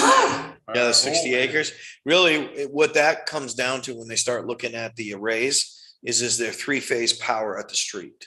And that, again, that comes back to whether the co-op, it's feasible for the co-op to run line. So I'm willing to bet that there's probably I don't know, the church has probably got three-phase Yeah, power I there. would say it Because does. that's pretty big. I think it's, I would say it does. I think it's Hendrix. So that could be a possibility, because groundwater contamination is gonna mean anything when it comes to a solar array. Clear that, make money on the Yeah. property. No, it'd be a good Yeah. spot. And But- put some kind of Like you said, we could still look at even, the individual sites. It really comes down to, like you were talking about, is how long is the payoff? Buyback. Right. Yeah, how long, how many years is it gonna take But us to right really now, pay this there's got off? so and many benefit, but- incentives out there that you'll get money back if you put it in there. That's, you know what I mean? I don't know if that would be for government. The thing, government, but- yeah, the thing, most of the incentives, and I could be wrong, I've looked into a Trying to few get different things. homeowners to A do it. lot of it is homeowners and not municipals, because a lot of them are tax breaks. And we Right. don't don't get those sort of tax breaks, so, Yeah. And whether or not, doesn't it make a difference also if it's, if you not using it as much and that there's a buyback to the electric company? That's if you have, Some electric if you have an companies array, if you do a solar array or like a municipality and it's generating, Yeah. there is a buyback if there's more Coming in. electricity More electricity generated coming in than than what the you're town is using out or whatever, there's a buyback. And I don't know what the formula is to that, Yeah, but you are and right. that's another form. We're gonna So- be discussing this next Monday. What's that? The proposal, he's talking about the lighting proposal and the updates, that packet. You'll have the whole study that they did per building, per restroom breakdown, and the costs, all in your packet under new business. Yeah, we'll and be like, talking we about. can figure that out Yeah. next week. It's not, we don't have to keep going with it. tonight.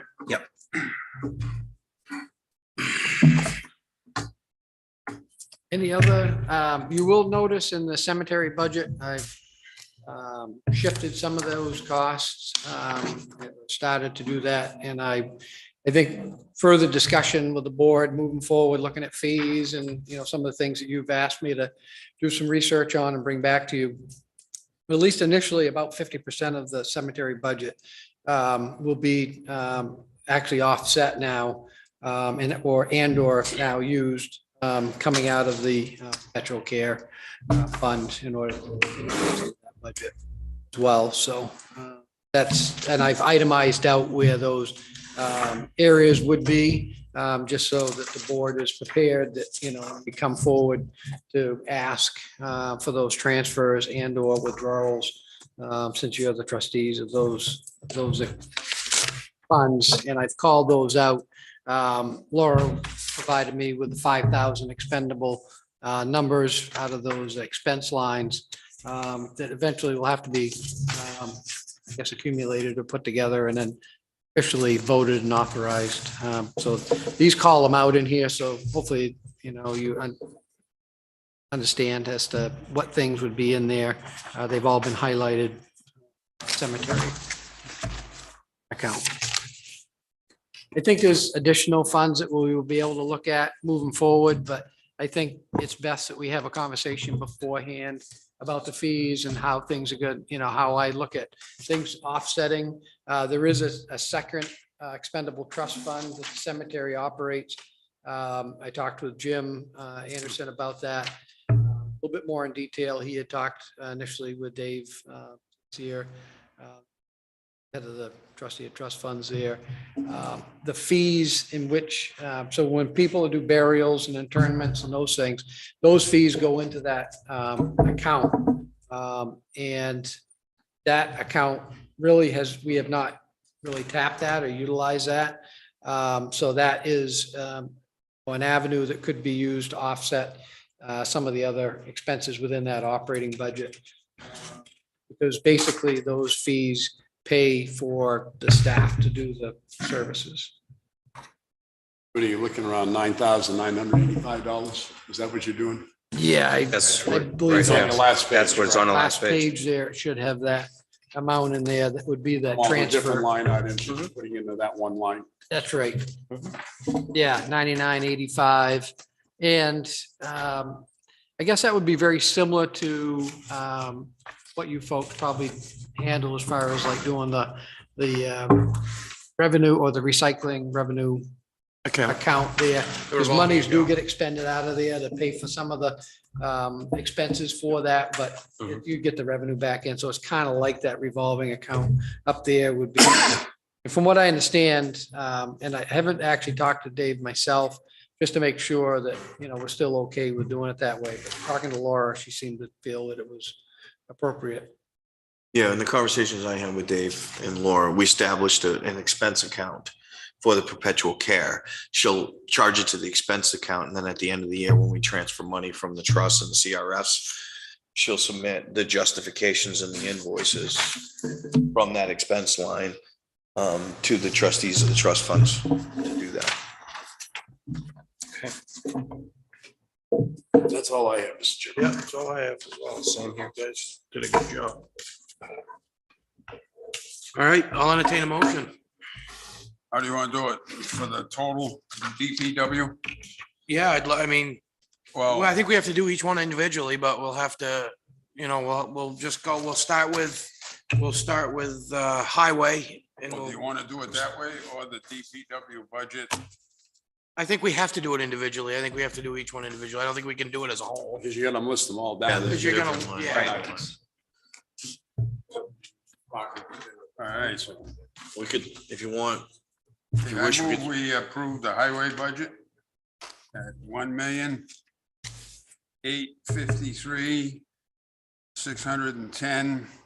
1,853,610.45. You can't have cents in there, bum. Has to be your.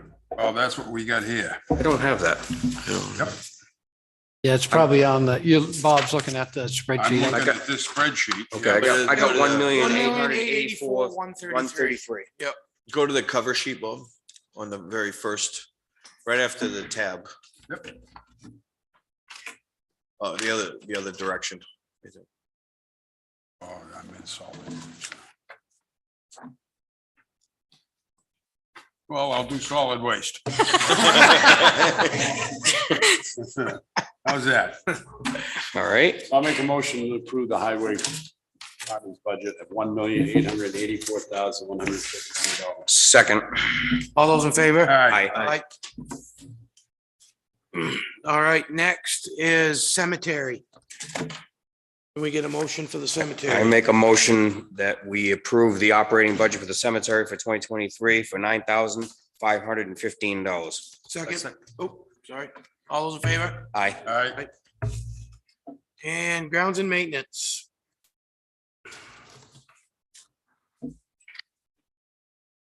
I'll make a motion that we accept the budget for grounds and maintenance of $147,824. All those in favor? Aye. Aye. All right, thank you, guys. But Thank you. I would just throw out for you, I know it's not on your agenda and is that solid waste is in here. And I don't know if you have it in your packet, but Yes. Scott and I did do that budget. And really that budget really does speak to, we did make the transfers out for the wages. They are all noted on there as to what things did get transferred into the highway budget. And then the only increases really substantially going across there is once again is electricity and then any contract, because there is your solid waste disposal contract. Portions are in there for that increase. Side of it. I don't know about you guys, but I don't have a problem Nope. passing that budget tonight if you guys I already No. did have that. a problem. I mean, if you guys don't have a problem with it, we're here. We pretty much talked about it for the last hour, so.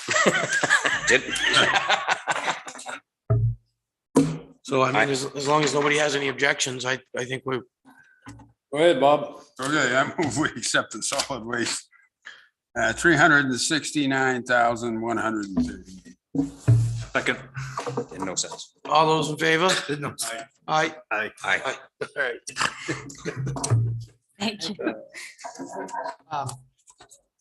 I don't know if, when you get ready to do your, I did send up the stuff on the roads, so you have that for the, doing that on separately. Capital stuff for For warrant. warrant articles, yes, that'll be a separate meeting. That'll be a Do separate on the way. meeting. warrant articles. You have that, all that information that's been pushed up. so. Thank you. Thank you Thank very much. you. Have a good evening. Thank you. So just to give you, oh, I'm sorry. I mean, we've got something for, we can do, can we talk about something under other businesses deemed about the pump station this afternoon? You want to discuss it now or you want to? Because I don't think that was, is he aware of that? Yeah, he was. Okay. Is that something we might have to do that in non-public though, because that's.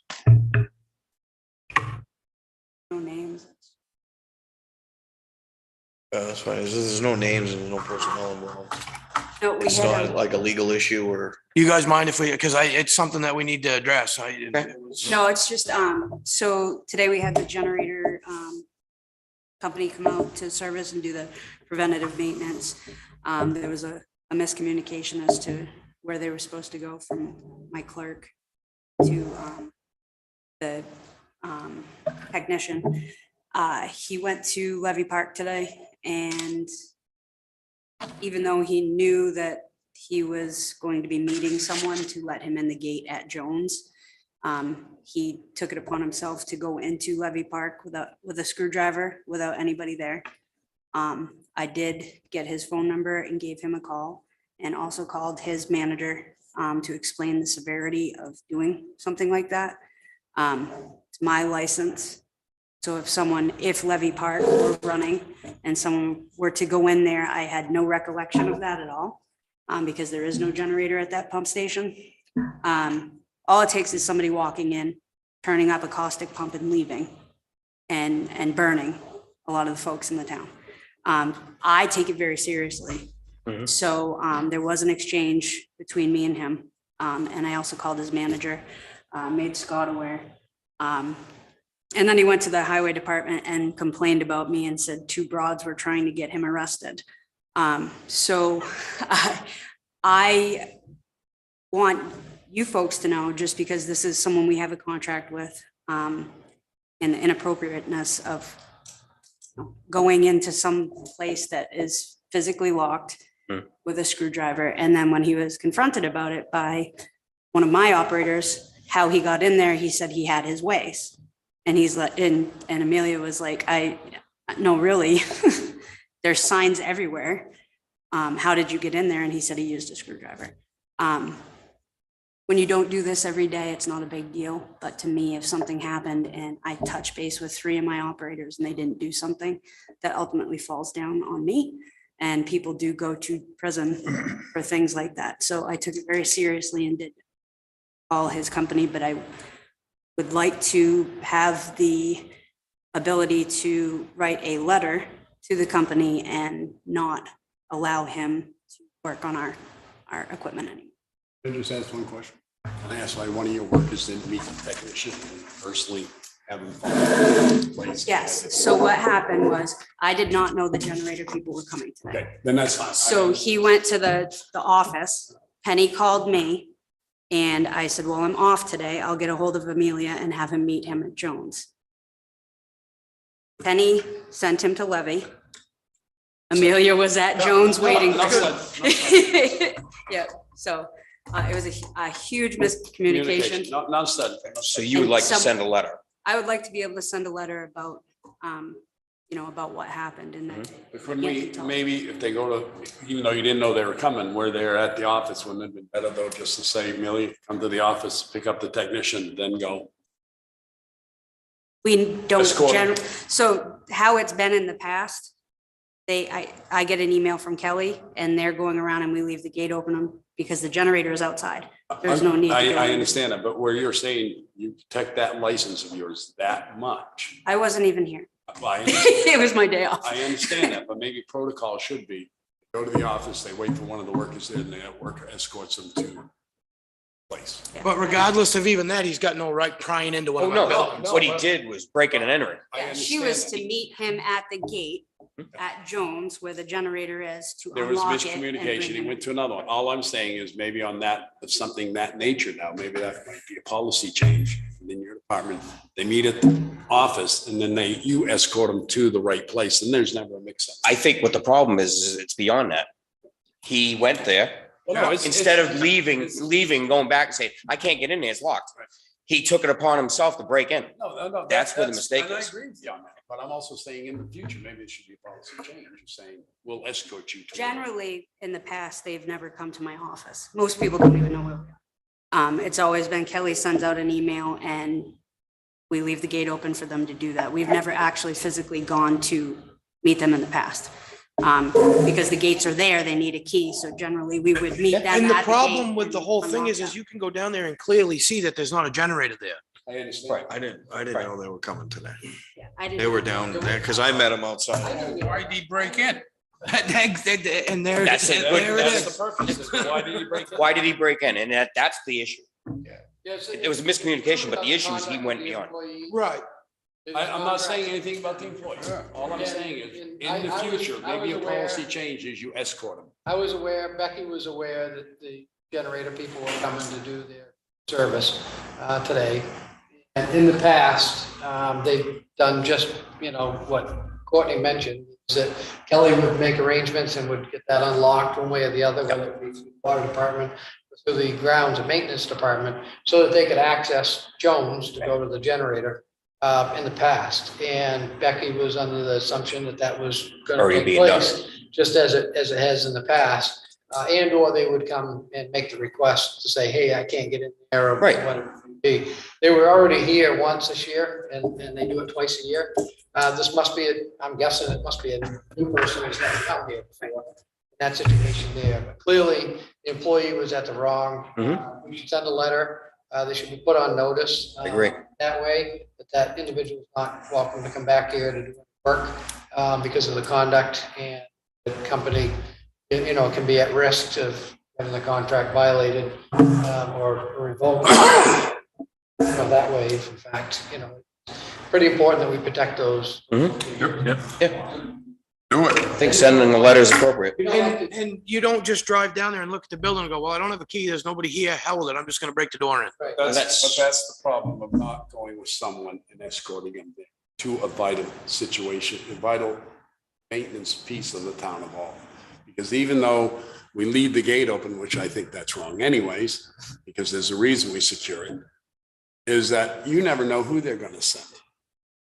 That for that company, it might be great, but there's had other instances when they've hired someone, the company goes out, they do something malice.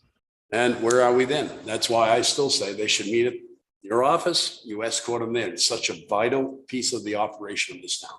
Whether they've been here 5 times or 6 times.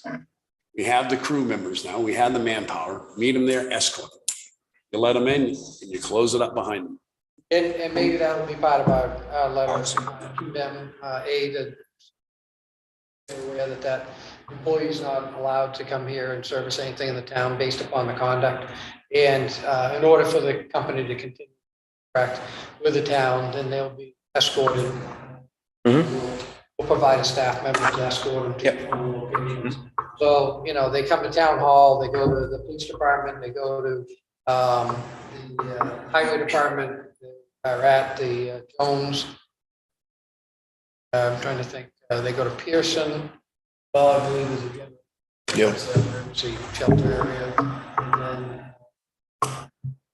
is anything at Sullivan. Well, and that's all I was getting at is he's not going to go to the police station. There's not going to be anybody there. So he's going to pry the door open so he can go in. No, and that's true. I totally, he was totally He was in. out of bounds, what he did. Yeah. I mean, generally, if I were to give somebody directions to Jones Field Pump House, they go to the ball field from the parking lot by his shop. Generally, we meet them as a general practice at JP China is the landmark, and then we drive them in. Drive him in. This particular instance, I was home, not even working, and she was out in doing shut-offs in the bay. Would you meet him at Jones Field? And Penny had instructed him where to go. So it was. It's a little Miscommunication. Miscommunication. I get it. So what you're saying is somebody was actually going to meet them there. It just got The gate was locked. misconstrued. Mhm. The gate Yeah, was it locked. got Unlock the mixed up. gate and let him in. They already did rounds for the day. But either way, their employees should not be taking a screwdriver and opening things up with a screwdriver. That's just a big no-no. And that's where a letter would be appropriate. Yeah. And they should have actually, all contacts now are initiated to the highway department.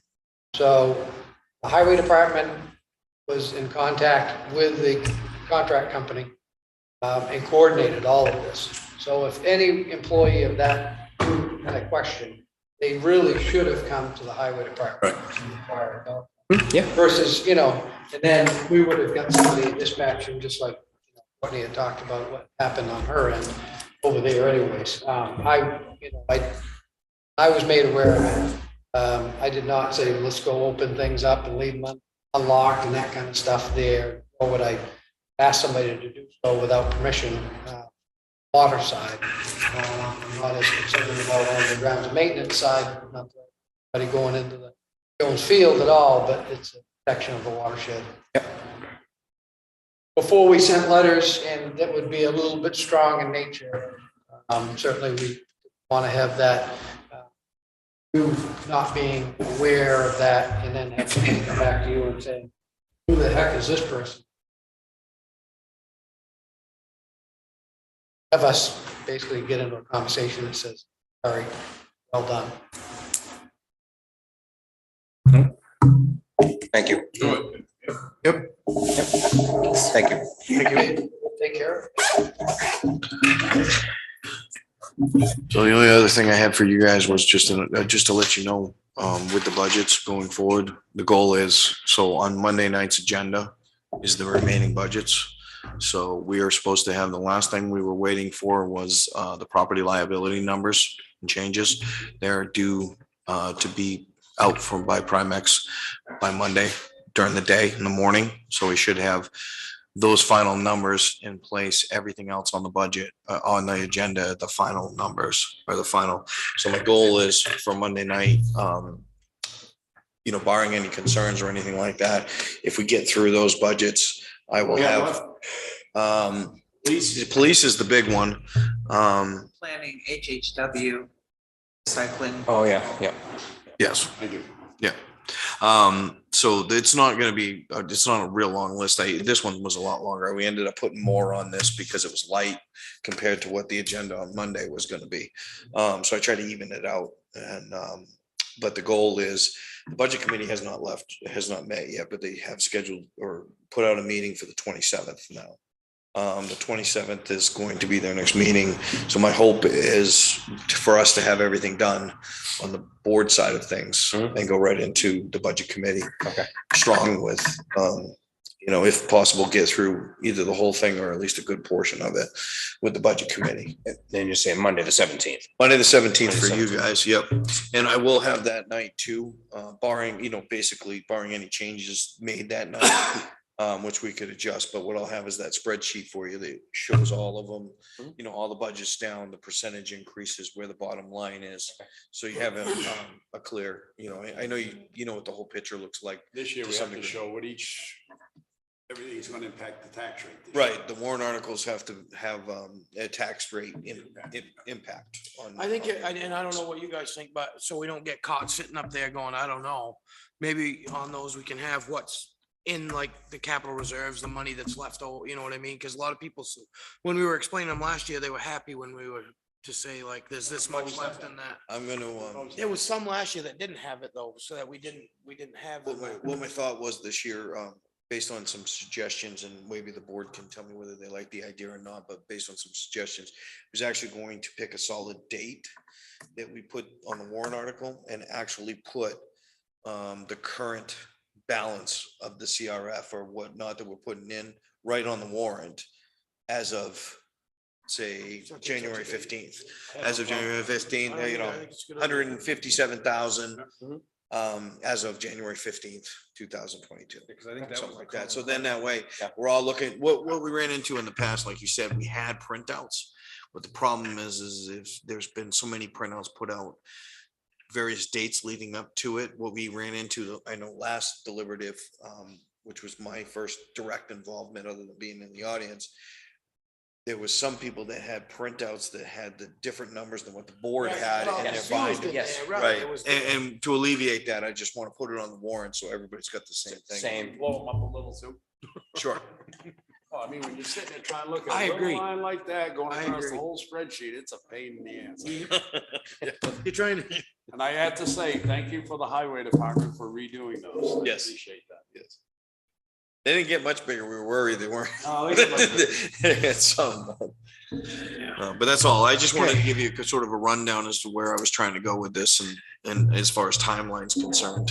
Mhm. And then we've started filtering in. I've already put out the email for all the departments warrant articles with ZRS, and I've gotten about half of them, but we're gonna push that a little bit further. So going into November's meetings, we can schedule a time to go over all the warrant articles and stuff. So we'll do that. The agenda for the actual meeting is short. The agenda, there's not much, I think there's only a couple new business. Couple new New business, one of them is that, the light energy study. And then the other one is, no, I don't remember off the top of my head. We'll have that. Oh, it's police Safety department, tomorrow. highway safety grants, the normal highway safety grants and live scan fees. So there's three things that were on the agenda going out. And I don't really have anything. I have one update for you. That's usually takes up a little bit of time. The TA report's short this time. That's what you're worried about, right? Yeah. Yeah. But yeah, no, we'll be on. I make a motion to adjourn. Second. All those in favor? Aye. Thank you, gentlemen. Thank you. Thank you.